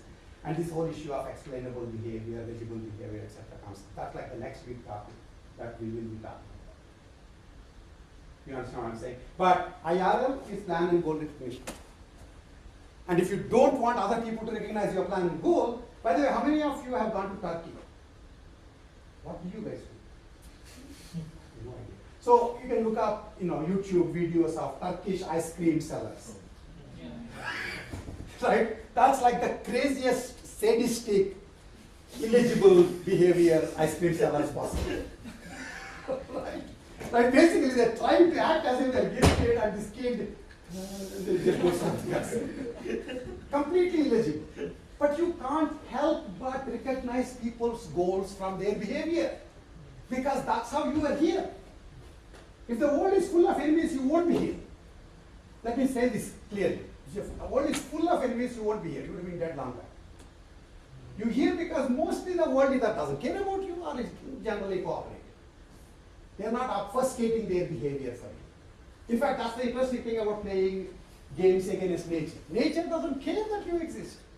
It's not going to say, oh, this guy is trying to do this dice, and if he gets a 6, he will win, so I'll make it sure that he comes 3. This is the people who kind of have this God complex, that God has nothing. There's this thing called God, and God has nothing to do other than decide the outcome of my dice. There is no such thing. Nature doesn't care about it. On the other hand, you're playing some chess against, even a kid. The kid will get you. I told you this, right? That, which is kind of important to kind of repeat now, but I told you that if Death Star was being hit by meteors, it will still be around. Because this is such a huge thing, just a small part that is actually vulnerable. What's the chance that the meteor would hit it? But if it's hit by Harrison Ford, 1.0 probability that he will actually go hit it. By the way, he's coming. You guys know that, right? Your commencement speaker is Harrison Ford. So you can ask him. you know, what's going on here. But anyway, so the point is, essentially, yeah, see, I tell you all sorts of useful things. Because you guys don't go to Turkey, don't figure out who's coming for your commencement, but Harrison Ford is coming. Okay, so so the point basically being, we will always do goal and plan recognition, and you need to understand the algorithms for it, and you also have to understand that since you know other agents are doing your plans and goal recognition, you can obfuscate it. That's the deceptive behavior. This is my point. Lying and obfuscation is high form of intelligence. You should be able to, if you have a good working brain, you will be able to do this. But then you choose not to do it if you like a nice person. Okay, dogs can't tell lies. Mostly. Right? People, small kids can tell lies. That's why kids are smarter than dogs. Right? And you hope that they won't tell lies in doing the homework. Okay, then you put punishments, etc. But not even having the capability is actually not having a functioning brain. You need to be able to obfuscate. You need to be able to change other people's expectations of your behavior. That's what, you know, plan goal recognition in an adversarial scenarios would be that. Yes? Would the rewards for legible versus obfuscated like somehow be like in the MVP? Like Again, be able to write these things? already when I'm talking about legible and obfuscatory, I'm talking about multi-agent settings. Multi-agent settings. So whose reward are you talking about? Right? You know, it's like your enemy would rather you don't show obfuscated behaviors. Right? Because it will be easier for them to figure out what you're trying to do. You, on the other hand, rather show obfuscated behavior or at least keep them in suspense. You should never, now if you look like the guy who always lies, it's useless. You see what I mean? If you look like the guy who always goes to the other direction instead of coming to the direction they're supposed to, because it's useless, because you already established a pattern. You need to do it stochastically. You see what I'm saying? Again, remember when stochastic stuff happens, remember I said optimal policies for MDPs, single agent MDPs. If there is an optimal policy, there will always be a deterministic optimal policy. That means a single action in each state. But if it's a multi-agent MDP, such as a game, like rock, paper, scissors game, optimal policy may well be a stochastic policy. It has to be in this case, because if you decide, it becomes clear to people that you always pick the rock, then you're screwed. Right? That's the whole point. You have to keep this stochasticity so that you have a chance of winning. Okay. That's that. Okay, so this is the thing that we actually talked about. RC is the edge cost, VRJ is the edge cost to go. This was like a tweet back when, and V star, J star is H star, optimal policy is optimal path, value of policy is cost to go off the path. Optimal policy from optimal value is basically optimal path from optimal cost to go. Okay, and that's it. And then finite horizon MDP. This is extra stuff. I mean, you should follow me on Twitter. I need a couple more people. Depth limited A star search is finite horizon MDP. Right? A star search basically can go as deep as it wants, indefinitely deep. If you put a depth limit and say, you can't go beyond that depth, that's finite horizon MDP. Okay. IDA star is what people tend to think is depth limited IDA A star search, but that's not. IDA star is actually keeps increasing the depth in terms of effort. Okay. And okay, so planning and RL, that elusive bridge, and we're going to talk about that. Interestingly, yeah, so typically the deep RL stuff tends to be at these pixel level sorts of things, but it can actually apply to normal symbolic elements too. Planning tends to be more at the symbolic time, but ideas cannot be applied to other continuous elements too. And so the question is, what are actually the assumptions? Is the thing that we talk about in 15 minutes.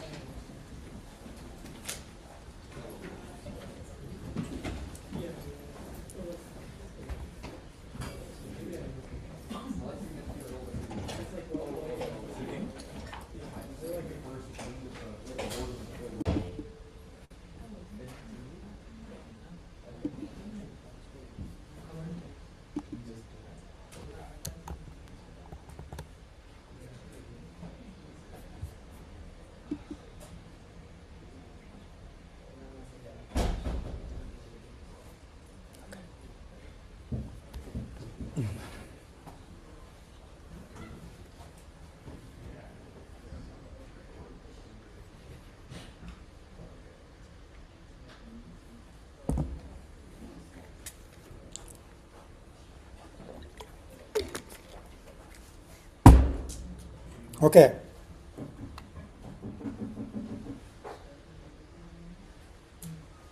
Right, so we're going to talk a bit about, I mean, in some sense, when I'm connecting A star search to RL, I'm already connecting planning to RL in some weird way, right? Because planning in atomic level is just A star search. Okay, and then it's at the operator, whatever the lifted level, operators, conditions, right? It's a different thing with all sorts of operator languages.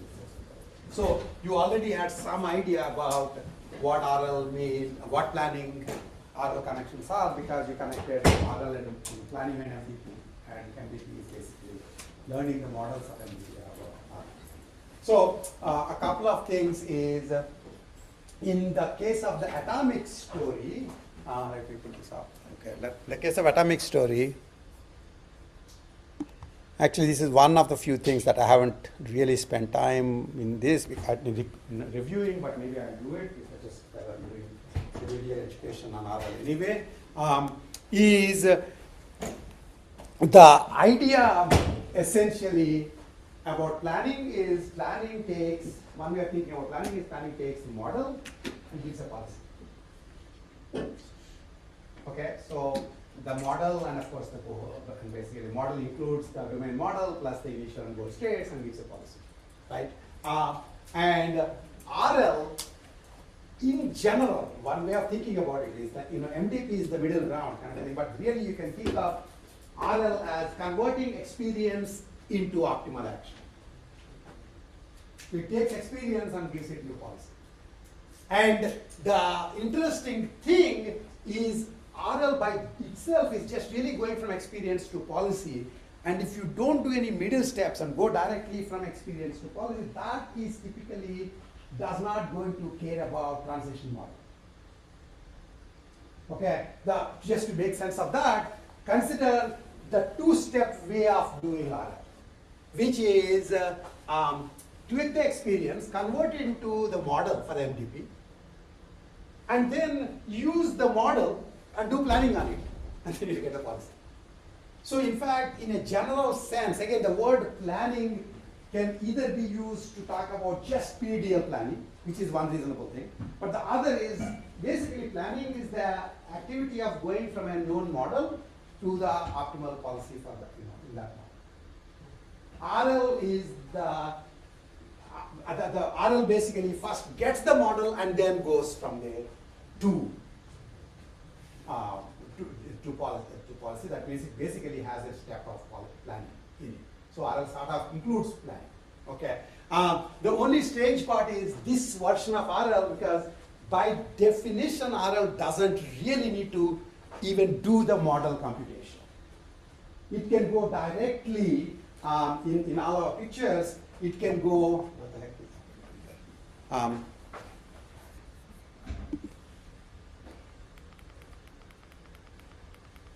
Yeah. If you have an MDP like this and you're trying to compute the policy, which is what you want to do, right?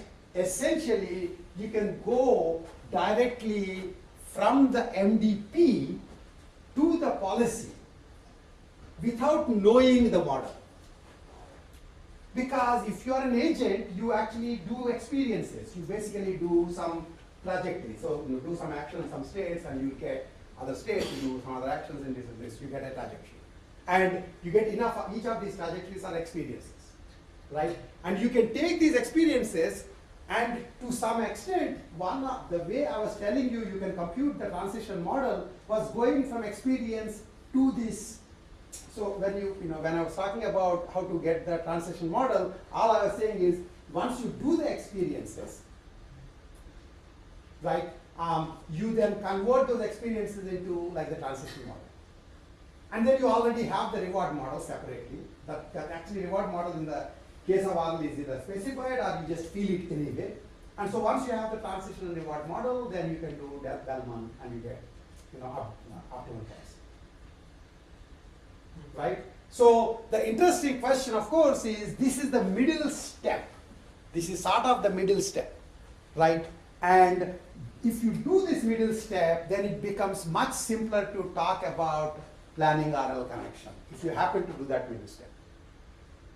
If you happen to do this middle step, model learning followed by using the model to plan, then you actually have RL is nothing but learning the model and planning the model.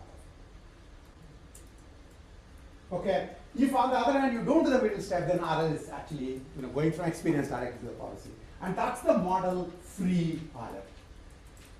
Right? And when they say model, this is the model they mean, which is basically, as I said, at the bottom of it all, whenever people talk about world models, this, that, they're basically this.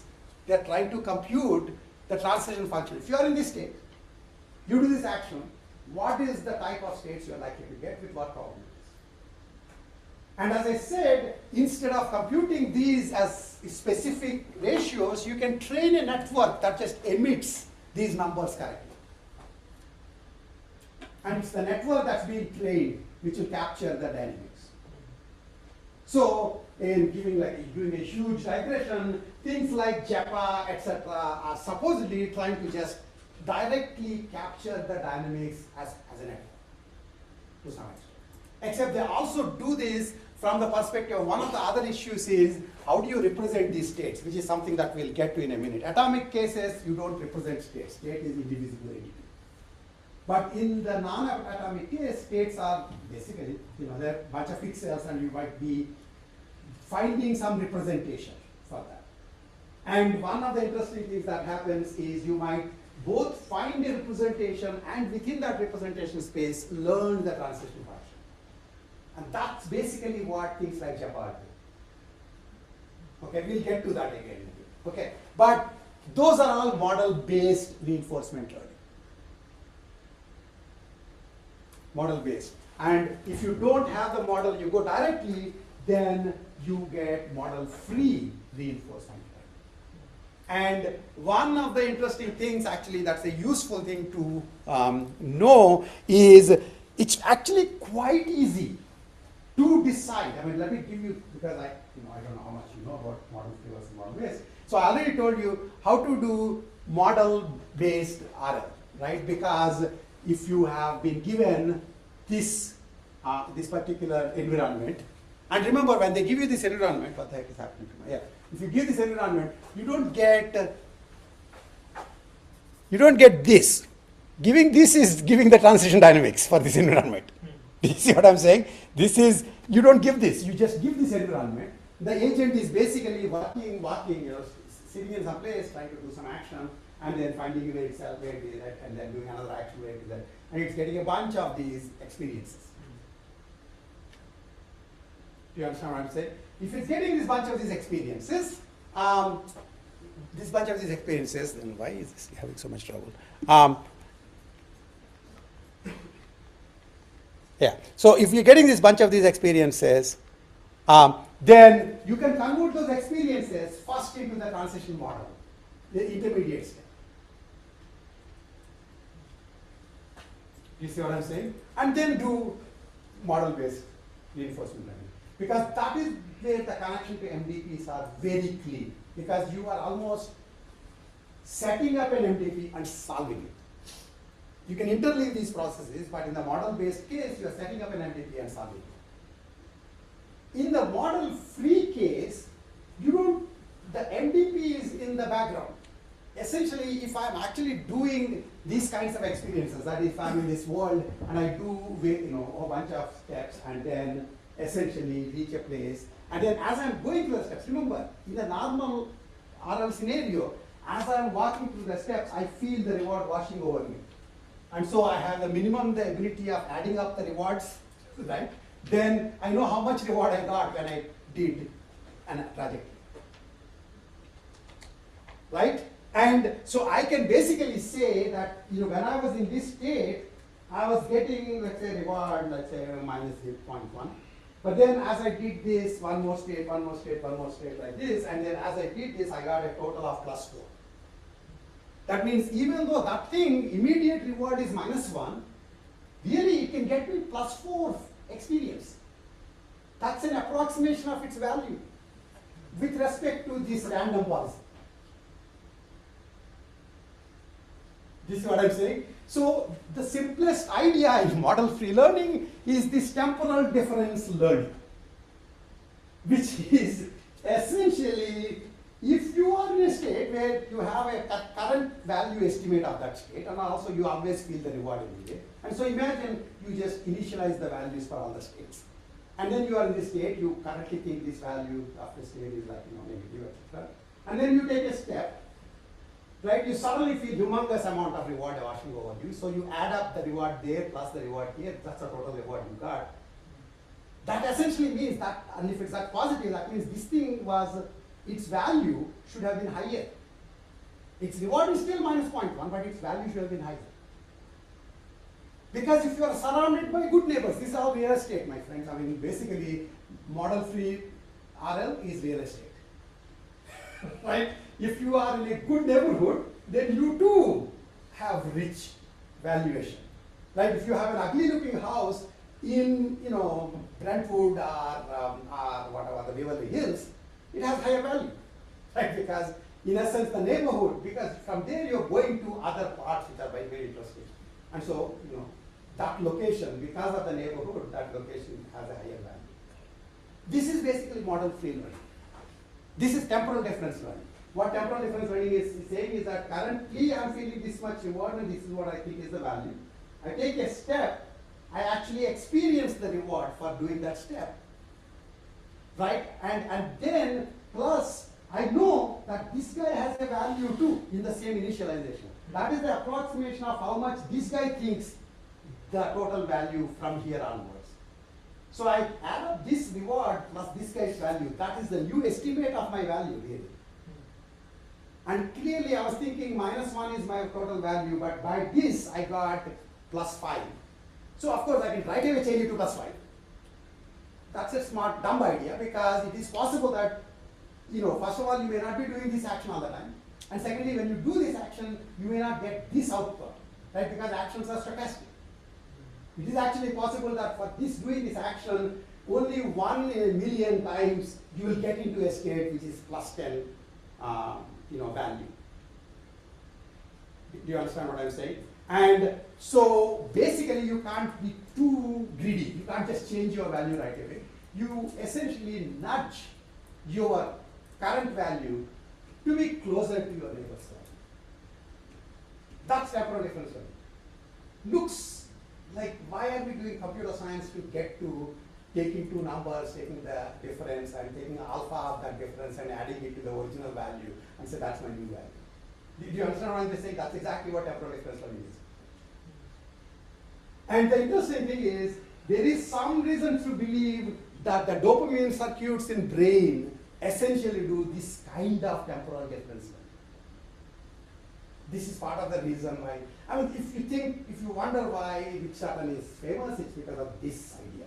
And you think, my God, this idea I could have come up with. But he basically came up with it and he talked about the interesting principles behind it. So for example, one of the things is when you do this, you can make sense of what is happening in terms of the MDP, which you don't look at it explicitly, but there is an MDP behind. And you can make sense of why temporal difference learning converges in terms of Bellman updates, which is basically why value iteration converges. Right? So temporal difference is like the poster child of model-free learning because remember I never talked about transition models. I just did the action and updated my value. And everybody slowly updates their values. And so this way it's very, very, very easy to figure out after a certain amount of time, everybody's values have been updated many, many times and their values are closer to this stuff. You see what I'm saying? Right? So in model-free learning, computing V star is extremely easy.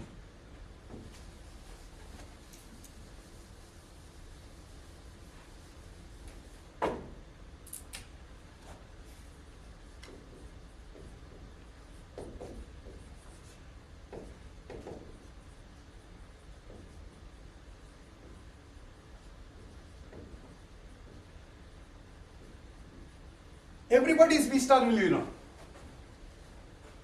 So then how do you get the optimal policy? We know that if we get the V star, we can get the policy, right? How do you get it? respect to your, to your V star? Okay, so remember the picture. This was what this was doing. How do you do this? This is the kind of stuff you need to understand the difference between model free and model based learning. This is, there is a beautiful far side cartoon, which I keep thinking of. I don't know how many of you know far side cartoons. Okay, thank you. So you'll get plus epsilon in your grade, and also plus epsilon for you. Seinfeld 2 plus epsilons. Okay, but there's a beautiful far side cartoon which I can show you right here, where the cows, far side is full of cows, basically, and so the cows are sitting in their living room, and the phone is ringing, and the mommy cow says, "There goes the phone again. Here we sit like bozos lacking opposable thumbs." Beautiful. Right? They got the cow, but they couldn't pick up the phone. Can't pick up the phone because you don't have opposable thumbs. How funny can you get? Okay, so that's basically what happened here, guys. You got V star. And this gentleman says, if you have V star, then you can essentially do this greedy thing and figure out which action to do. But to do this, my friend, you're supposed to know what is the probability with which action takes you to what state. That is also called the transition function, transition model. We chose not to learn the transition model. That's why it became model free. Do you understand what I'm saying? If you can't say I'll be model free until I need the model and then I use the model, then it will be not model free anymore. Do you guys get this? So how do you deal with this? You only have value function. You don't have the transition function. Of course you can say I'll get the transition function, in which case you are not called model free anymore. You just called model based. At that point you might as well, basically just not have a different name. How do you deal with this? You have the value, but you don't know which action is actually leading you to this value. How do you get this? You all know, because you know the jargon. If I say it, you say, we know this, but you don't know, honestly. What is the other name that I haven't yet used in the RL that you all have heard of? What? Feedback. What? Feedback. No. Seriously, you have heard about any other names in RL? Yes? Q-learning? Yes! Q-learning. What the heck is Q in Q-learning? What? Oh, then why did Q-learning essentially is, if you are, let's say, you are in like a state here, if you have a maze problem like this, normally you will essentially have V1, V2, V3, V4. That's the value function. But if you do model free learning, then you will get the V1 star, V2 star, V3 star, V4 star, and then you keep looking at them not knowing what action to do, because you don't have the action model.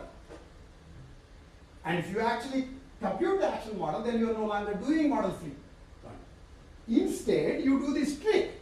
You say, instead of V, I will split it into Q function. So this is Q value of this state with this action. This is the value of Q value of doing this state with this action. Q value of this state, let's say with this action. Q value of this state with this action. Actually, there will be a better way of writing it, but basically the Q values are, a value function is SA, V of S is value. And Q is Q of SA.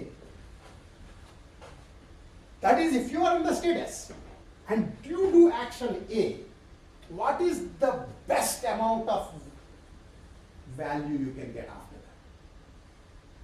So instead of remembering a single value function V for each state, a single value V for each state, if you remember A times that means if there are like A actions, then you need to remember A Q values for that state.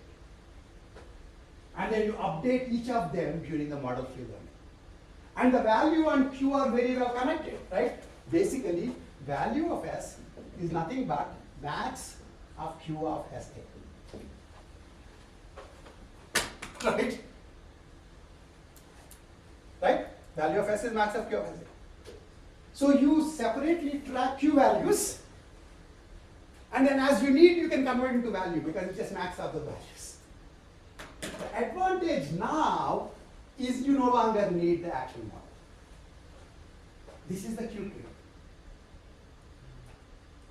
If you don't know this, then you don't know really the difference between model free and model based learning. You don't need Q values for model based. There is no advantage. And you can't live without Q values for model free, because otherwise you need the action models. You guys get this? This is like one of the fundamental things.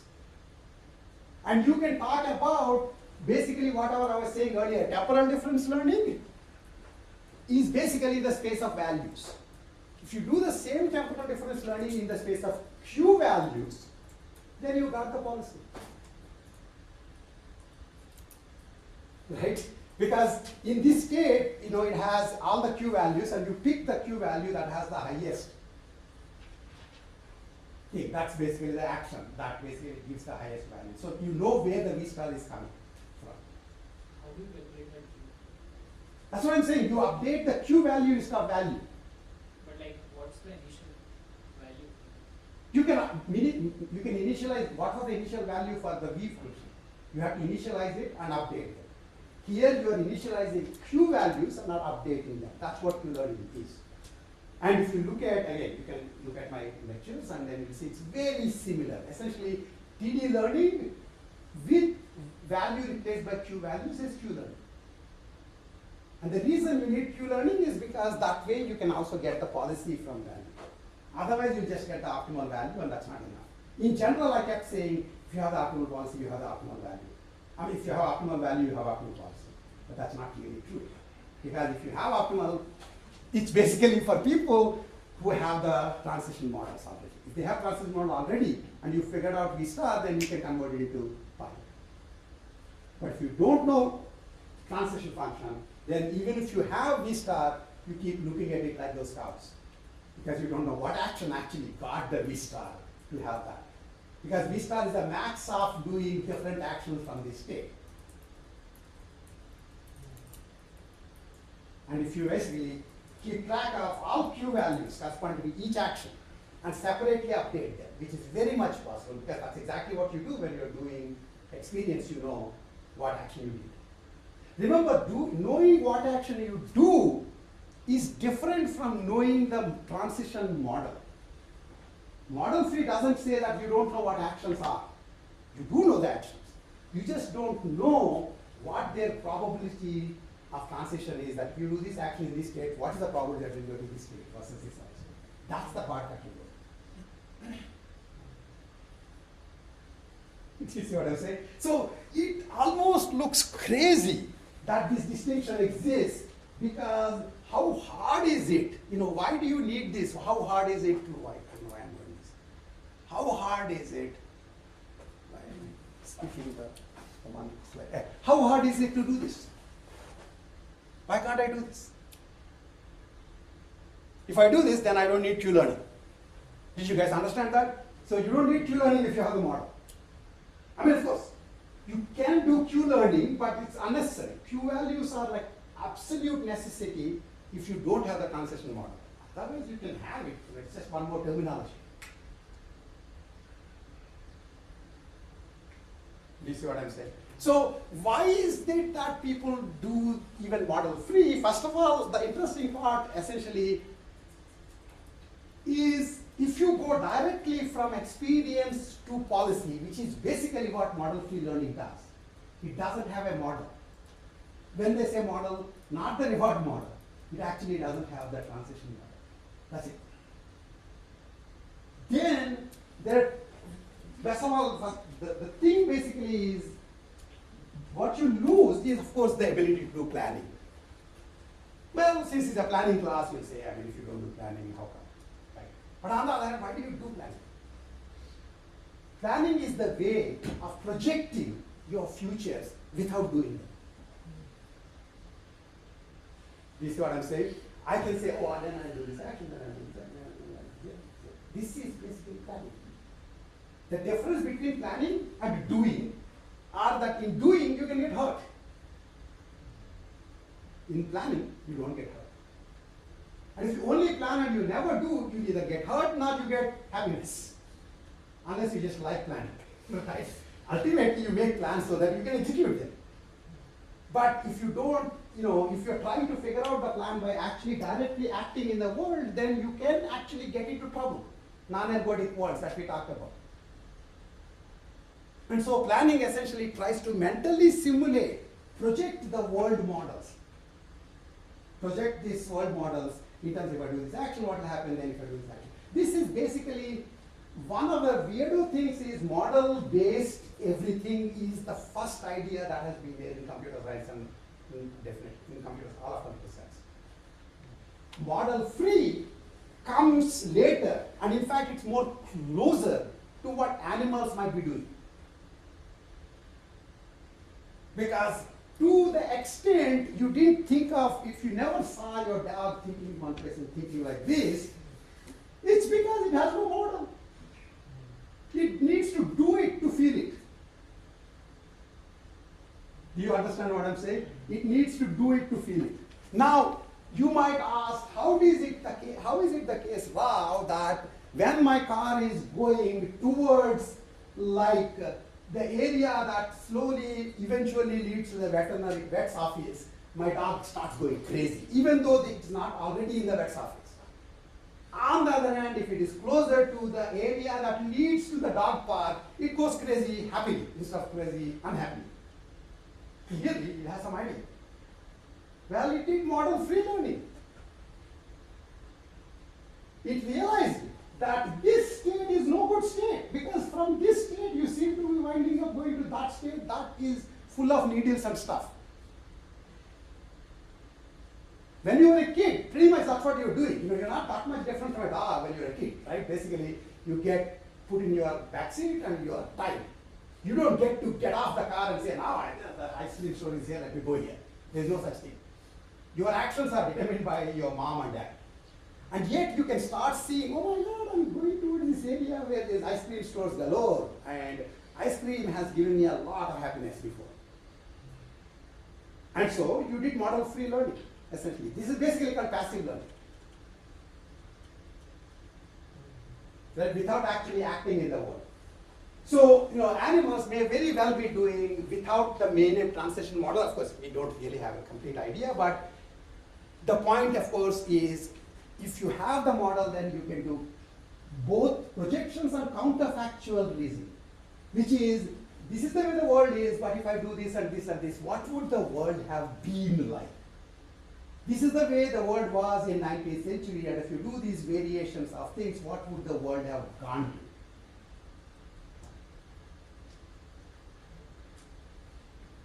Do you see what I'm saying? And without the model, you don't have that ability. So that's the advantage of model. Then what is the disadvantage of the model?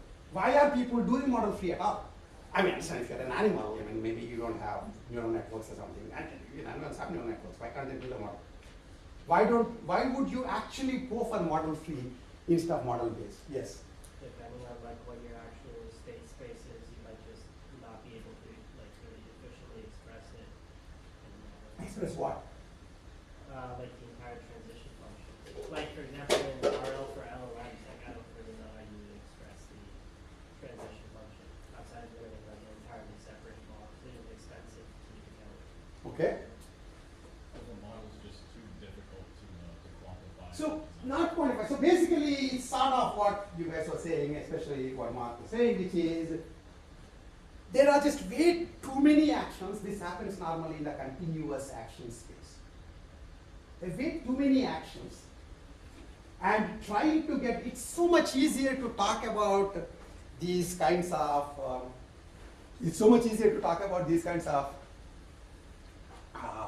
nice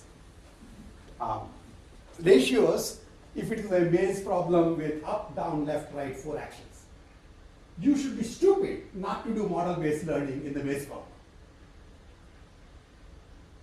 You see what I'm saying? But on the other hand, if you are in continuous spaces, where basically the actions are continuous, it's not just the state. You can have continuous state, discrete actions. You can also have continuous state, continuous action spaces. I mean, lots of things that we do are continuous action spaces. Like, for example, I'm lifting my hands, etc. There are very, very different actions. And of course, much of that doesn't have much of a meaning in when I'm standing. But you put me in the water, I will do very different ways of drowning, depending on the way I actually am changing my hand position. And this is what I was telling you last class, that nobody ever learned swimming from videos. It's much harder to learn swimming from videos. You have to actually do. Like in general, whenever you can learn something by reading a book, it's probably model-based class. Right? And if there is a book, How to Swim, and you read that, and you jump into the thing, either you are super intelligent, of the kinds that you haven't seen, right? Or people like you no longer exist because they are drowned. Right? The only way you learn to swim is to learn to swim. And the way you figure out what would happen, I do this and then do this and do this, the best way is actually fall into the water and do those things. That's how you find out. In that case, what the heck is the model? The model is the world. So you can always have the model, the world itself is its own best model, right? The whole point of having a separate representation of the world is so that you can project in mental space rather than in the actually by acting in the world, right? And when you're talking about, when you're hearing about all this nonsense about world models, etc., this is what ultimately the issue is. You could essentially, so the question is, you could have things showing the correct behavior without having the ability, without having a good model because of which they don't have the ability to necessarily project mentally what happens. You see what I'm saying? So that's the model-based versus model-free distinction. And that's kind of very important when you come to planning because RL, model-based planning is RL. Model-based planning is RL.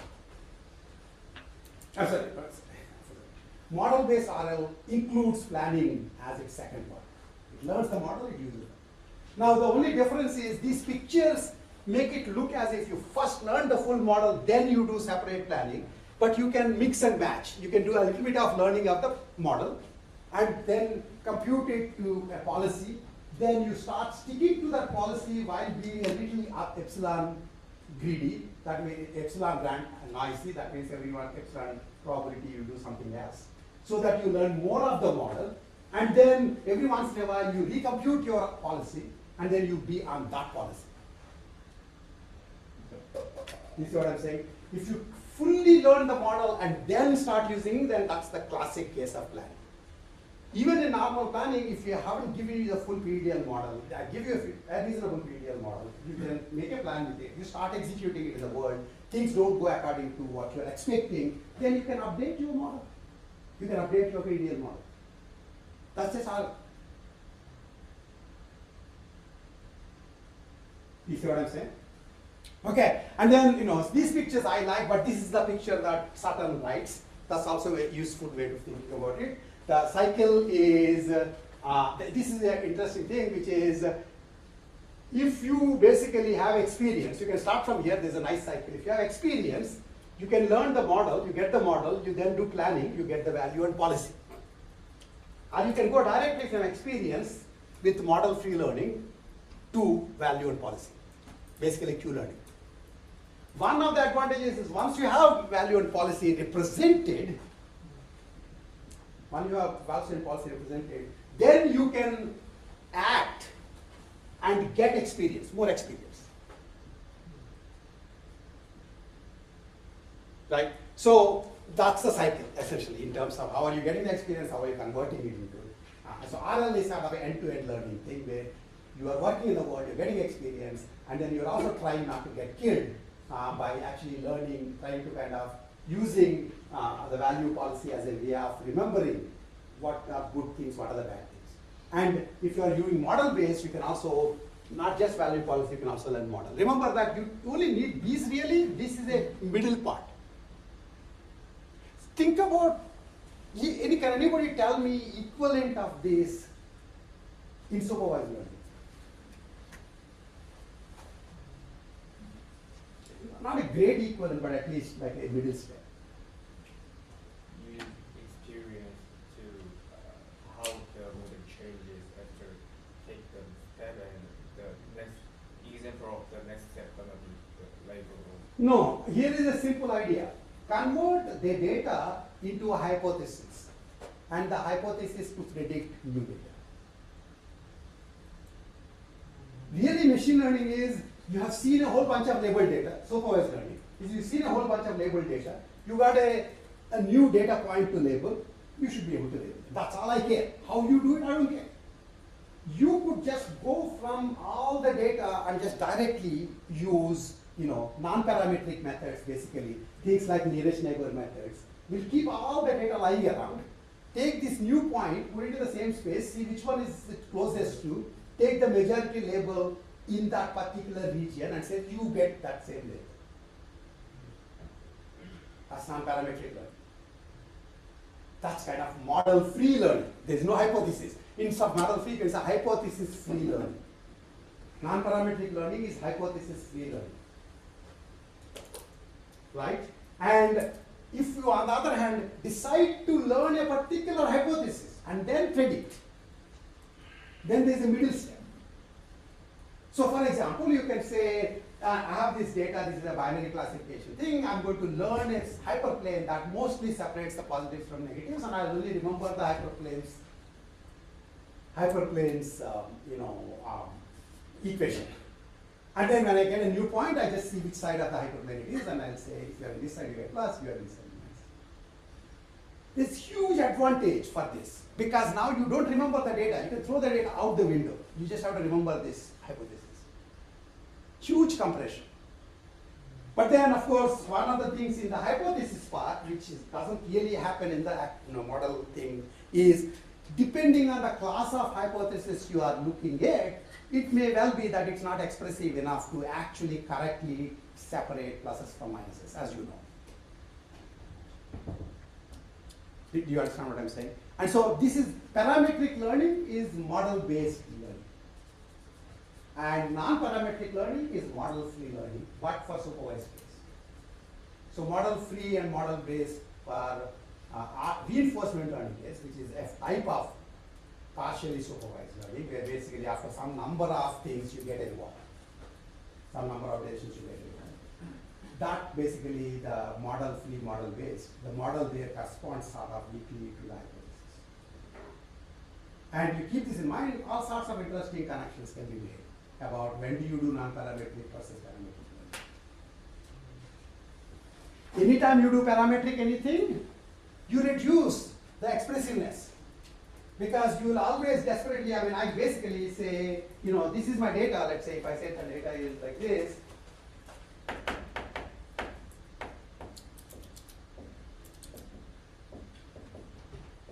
right? There is no obvious way of separating pluses from minuses there.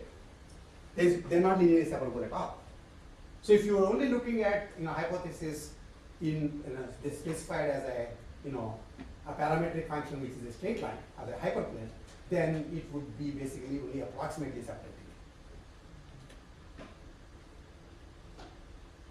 Okay, but one of the advantages about the equivalent advantage that you have for RL that you also have for parametric learning is once you get the parametric learning, so you basically see, let's say,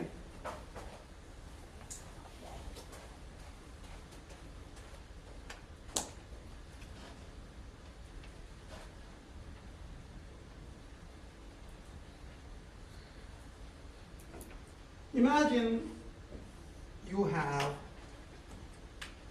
data like this.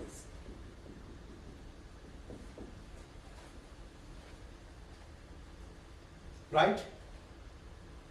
You can do non-parametric learning, which is nearest neighbor, for example. But imagine I gave you a point here. What the heck are you going to do? It's so far away from all the pluses and minuses that basically neighborhood doesn't mean anything. This is what you mean by generalization. It's actually pretty good if in fact the new point is like here, or like here, or like here. You can talk about the neighborhoods and say, yeah, this is kind of closer to this. You understand what I'm saying? If on the other hand, you went ahead and decided I won't remember the data at all, I'll jump, an inductive jump, and say, this is the right max margin classifier. It generalizes the heck out. You see what I'm saying? Is it a correct generalization? Is anybody's guess.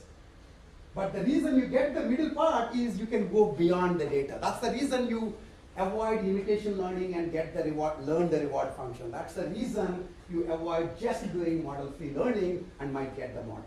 Because you can actually do a lot more things that you never experienced.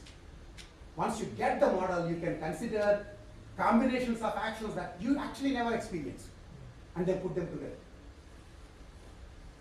Do you understand what I'm saying? The notion of generalizability is much easier to understand when you have the model.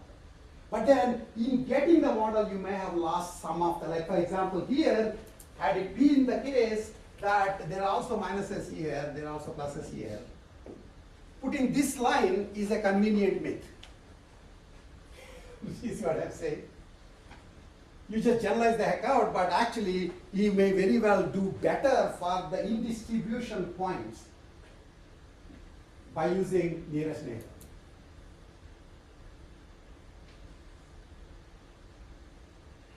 Okay, so this is the bigger points about model-free versus model-based, and pure RL is kind of supposed to learn directly from experience, and so kind of skips the model, but planning essentially, if you have the model, then going from model to experience, model to the action is equivalent. So that's the usual connection. Okay, but that's only like one axis of difference between planning and RL.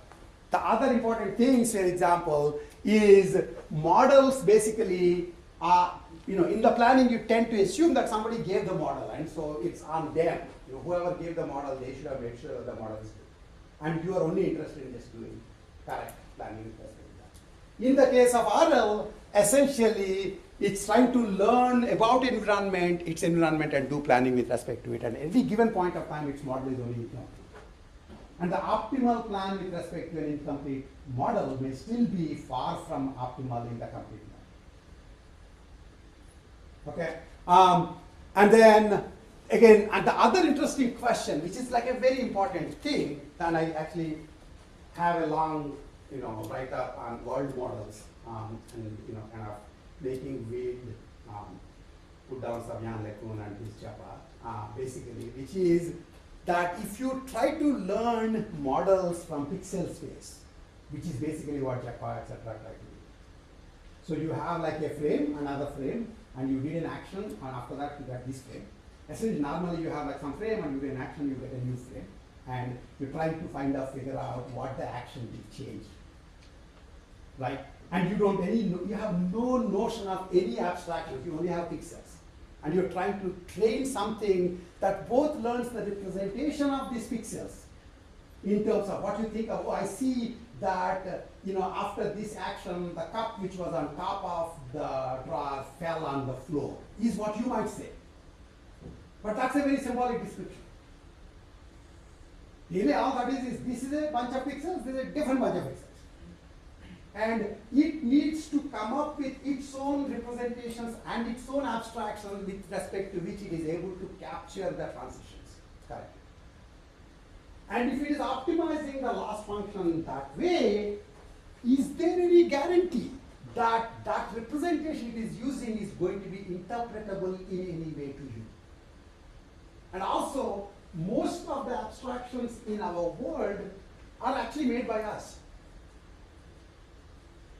Right, because this notion of how do you kind of take I mentioned this during the abstraction thing, that actually computing abstractions correctly is very, very hard. Over a period of time, you just realize that certain kinds of abstractions are good and you wind up doing this. Whereas if you're trying to learn it from scratch, which is a nice thing that learning people are always interested in doing everything from scratch.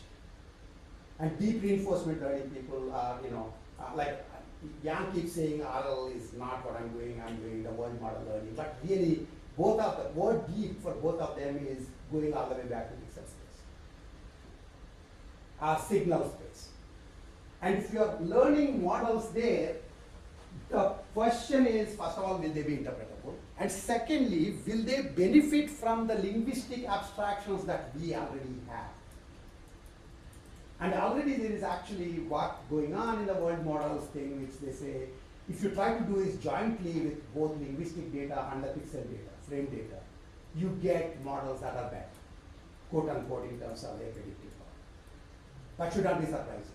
But then the point, of course, is Jan feels that if you take language came much later than animals. And so you're somehow skipping evolution. And I'm just saying, I don't care about helping dogs. First, let's help people here. Okay? And then I'll help dogs, essentially. And what is the advantage of redoing things that we have kind of figured out? Of course, there's the usual classic thing that people say is, what about move number 37? What did I mean by that? AlphaGo. Right? Basically, AlphaGo did this crazy move. I mean, first of all, this is the kind of thing where, first of all, you know what move number 37 is. Some of you don't know what AlphaGo is. And most of us don't know what Go is. How many people know what Go is? Wow, I'm very impressed. I mean, no, knowing what Go is meaning different from actually playing Go. How many people know how to play Go? Okay, much less. Much more reasonable. Because unless I'm in the middle of South Korea or China, I don't expect many hands to rise. Right? It's a very hard game, and life is too short to play Go, essentially. And actually, I think life is too short to play chess even, for example. Right? So I would much rather play tic-tac-toe. That's already taxing, right? So the point is, in the case of AlphaGo, the 37 move basically is what people will say, look, if you feed your abstractions, maybe you won't find new kinds of abstractions and new kinds of knowledge that can come if an alien intelligence essentially just figures out very different levels of abstraction. And I mean alien, they don't have anything in common other than the only common ground is pixel space, or the signal space. But the reality is actually, it's a much more nuanced thing. Actually, move 37 is dependent on a huge amount of human knowledge about Go already. If you look at how AlphaGo is actually designed, it's already dependent on a huge amount of human knowledge about Go, such as there are pieces, and pieces will be moved. All this stuff is not obvious at all. If you give Go game to your 1-month-old niece or nephew, you will be put in jail because they will put it in their mouth and they will choke. They don't know what to do. They don't know, you say, I don't know how to play Go, but you at least know that there are pieces, maybe there's like some kind of a mesh and maybe they'll move. But if you're a kid, you have no idea. You're like really trying to learn the human abstractions. You might eat them. In fact, that's the normal way kids interact with the world. Try to put everything in their mouth. Right? And so the question is, if you are learning your own abstractions, basically, Daniger Hafner has work which basically like, kind of Dreamer, etc., basically which goes from pixel space to pixel space. That is held up as like a good way of learning world models. I would say do that if you have no human knowledge in your domain. If you have human knowledge in your domain, it's probably linguistic. And if it is linguistic, might as well use it. You're not asking single people, right? You're not basically stopping somebody on the road and say, can you tell me what the model for this domain is? You're just taking, basically you're using LLMs in addition to whatever the VLMs or the pixel space things that operate. So the reason, as much as people keep talking about alignment problem, alignment of LLMs or anything that has some kind of a vocabulary that at least looks like our vocabulary is much better than alignment of things which don't share any vocabulary at all with us. Like at all with us. What was that movie that I keep telling people? What's the name of that movie? The circular Arrival. Arrival, please. So how many people have seen Arrival? Yeah, please see. All of you should see. And the other day I forgot the name. So Arrival is a great case in point, right? You only share space-time signal tubes between you and the aliens. They have some crazy bozo language, but we don't understand what it is. And you need to kind of figure out still how to communicate. Alignment is much harder. Right? And so those are things that we want to keep in mind in terms of, human-made or models closer to the human language. Even if you get a model extracted out of LLM, that's going to be a lot more interpretable than a model that basically, here is your neural network. That will tell you, here is the input of the actions and here is the input of the state picture, and output will tell you, some kind of either multiple pictures or some kind of a distribution of pictures. That's basically the lowest level world model. Okay? Okay, so we already talked about this between planning and RL, plan and policy, domain model. One of the other things is the domain models can be black box models or PDL style models. They're both models. Okay, so a black box model in the case of planning algorithms is you give it a state and an action, it will tell you what would be the new state.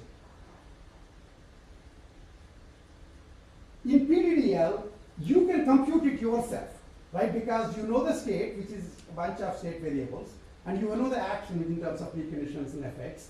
And then if the preconditions are true in the state, then you will generate the new state by adding the effects, removing the deletes, and taking everything else from the other state. So in the declarative domain models, basically, you can compute the next state yourself.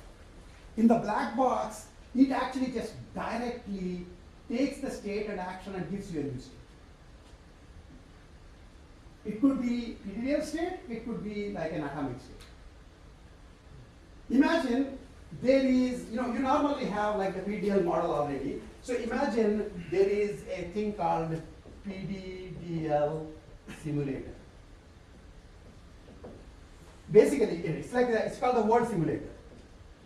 Okay, and then it takes as input, unbeknownst to you, PDL model of the world that it's trying to simulate. But as far as you're concerned, you give it a state and an action, and it gives out a state.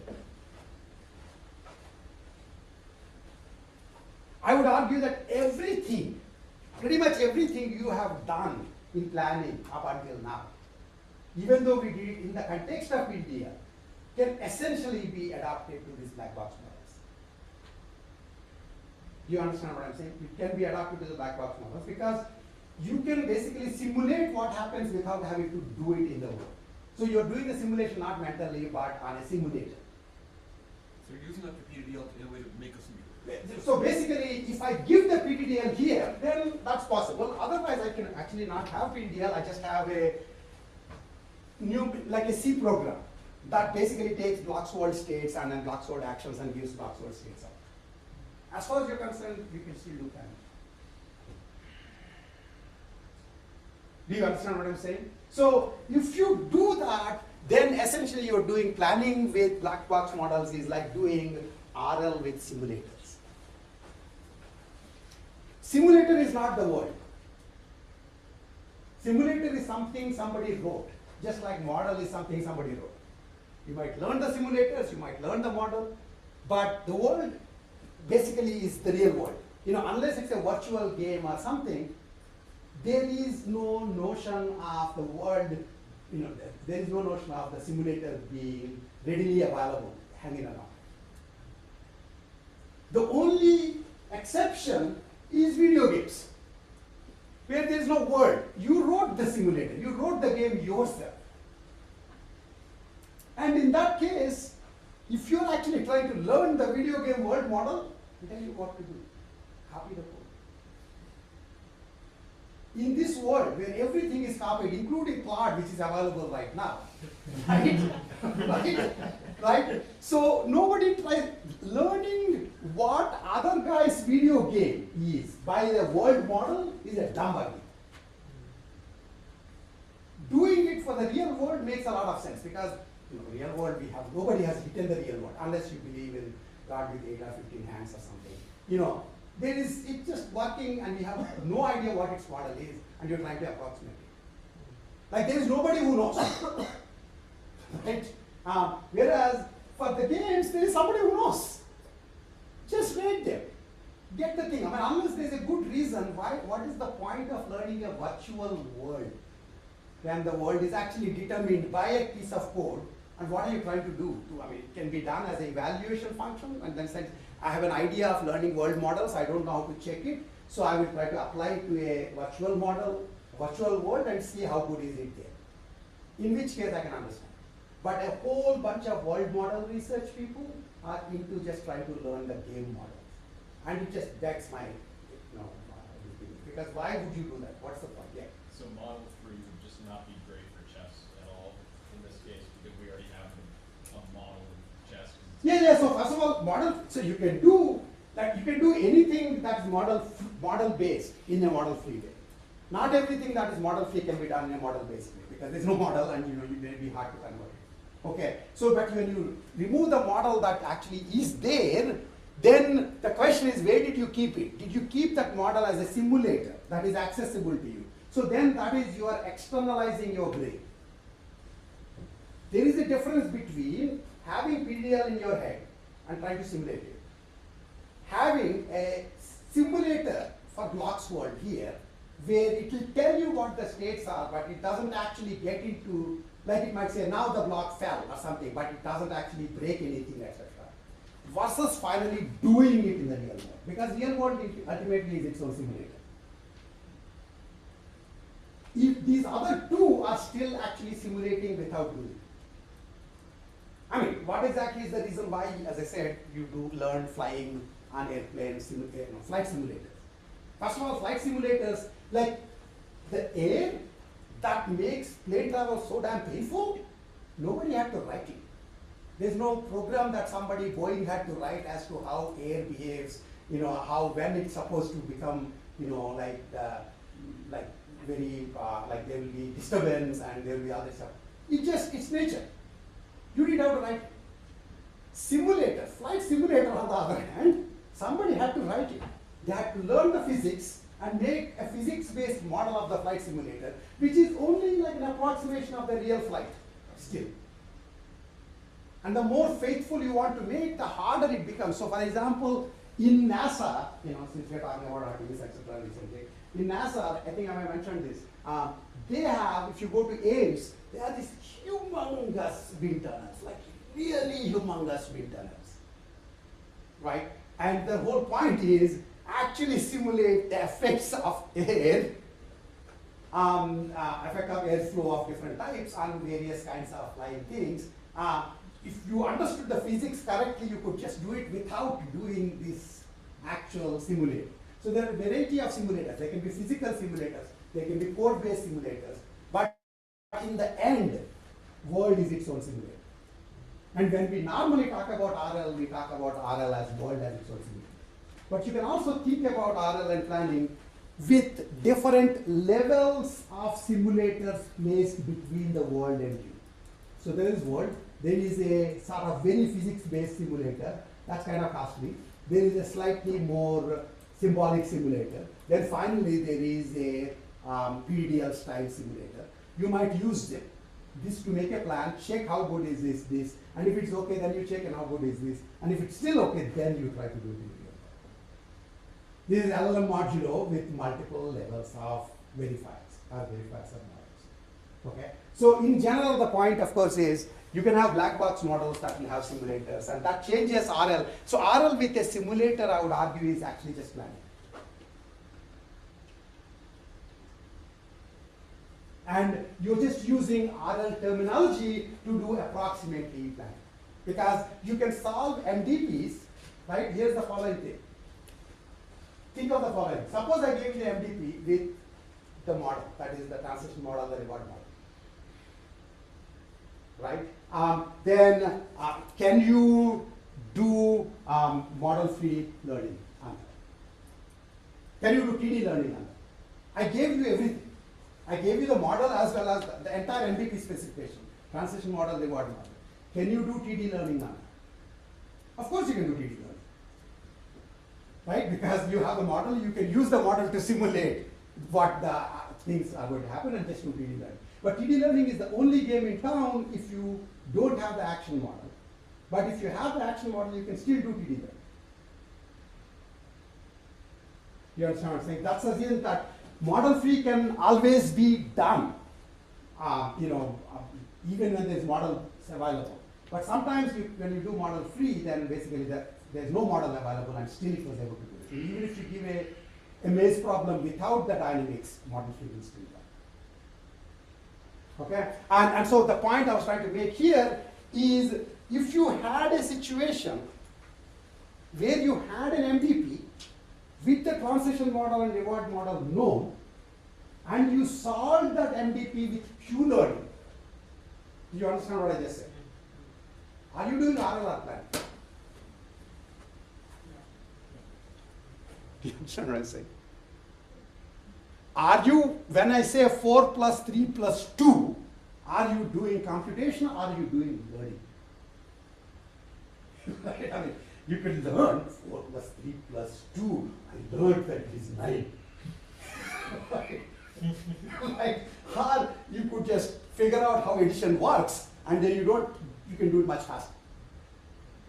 So my point is, if you have a full-on MDP with the transition model and the reward model given, can you or can you not do TD learning and Q learning on it?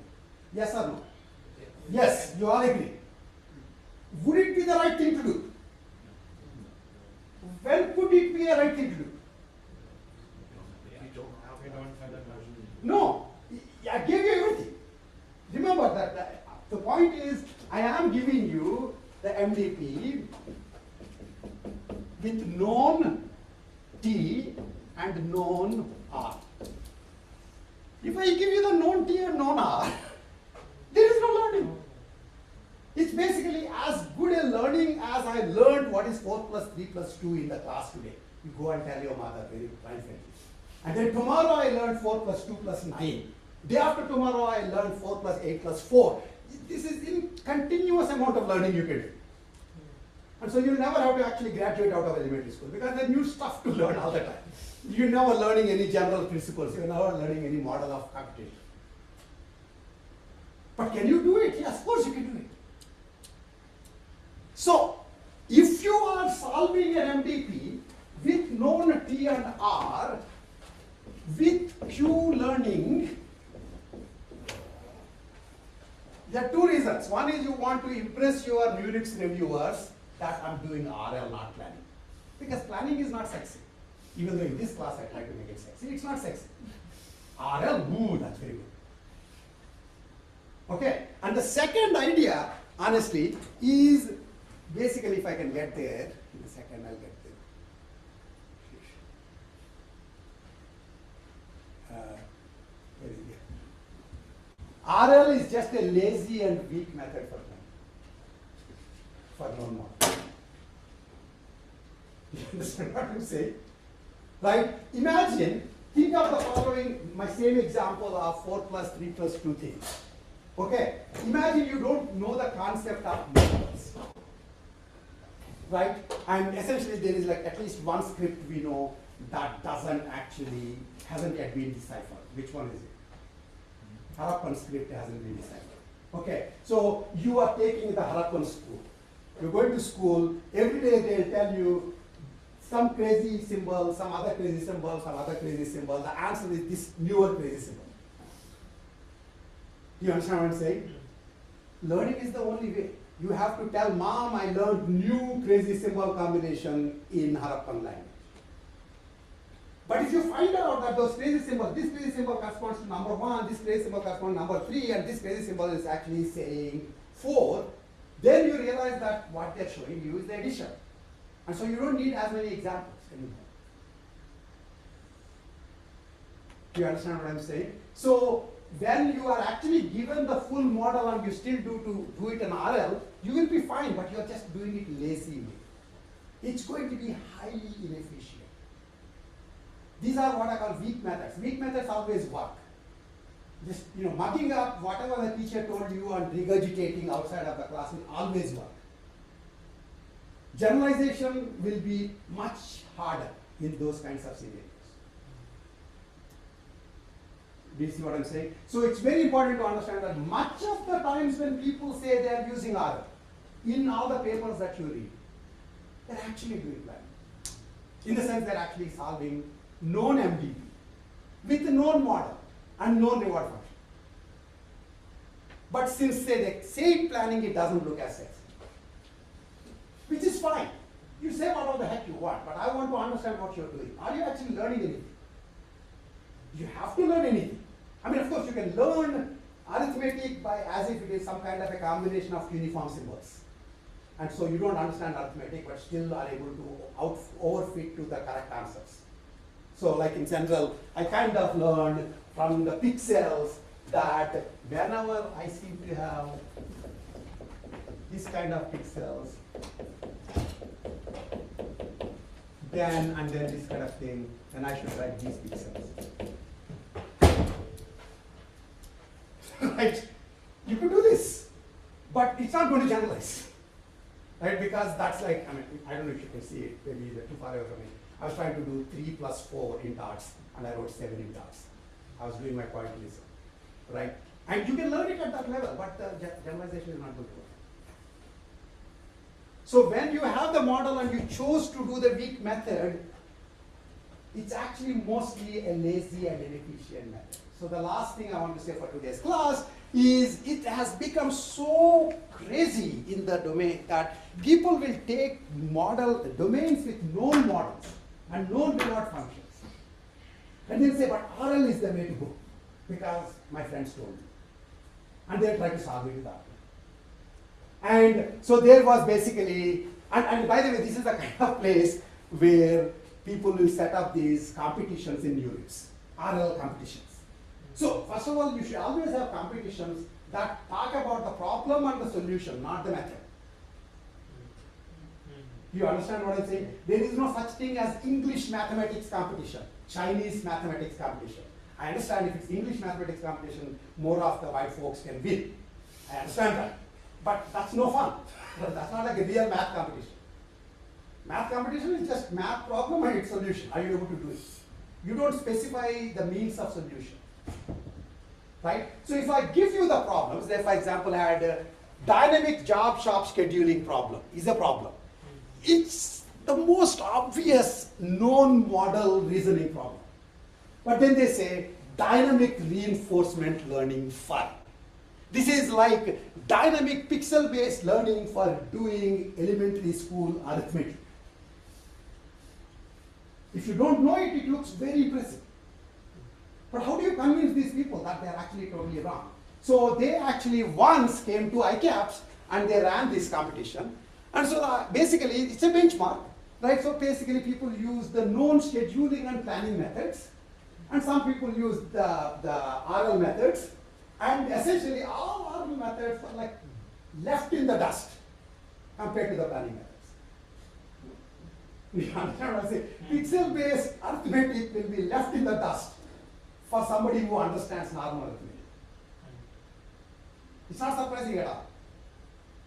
So then what did they do? They stopped coming to ICAPS. They took it to NeurIPS, where people will agree that, oh, it's an RL problem, we'll only solve it with that. My point is, this is not right in the sense that you don't say Math Olympiad in Tempe. I mean, if it is, then it's not Math Olympiad. It's just Tempe Peaks people Math Olympiad.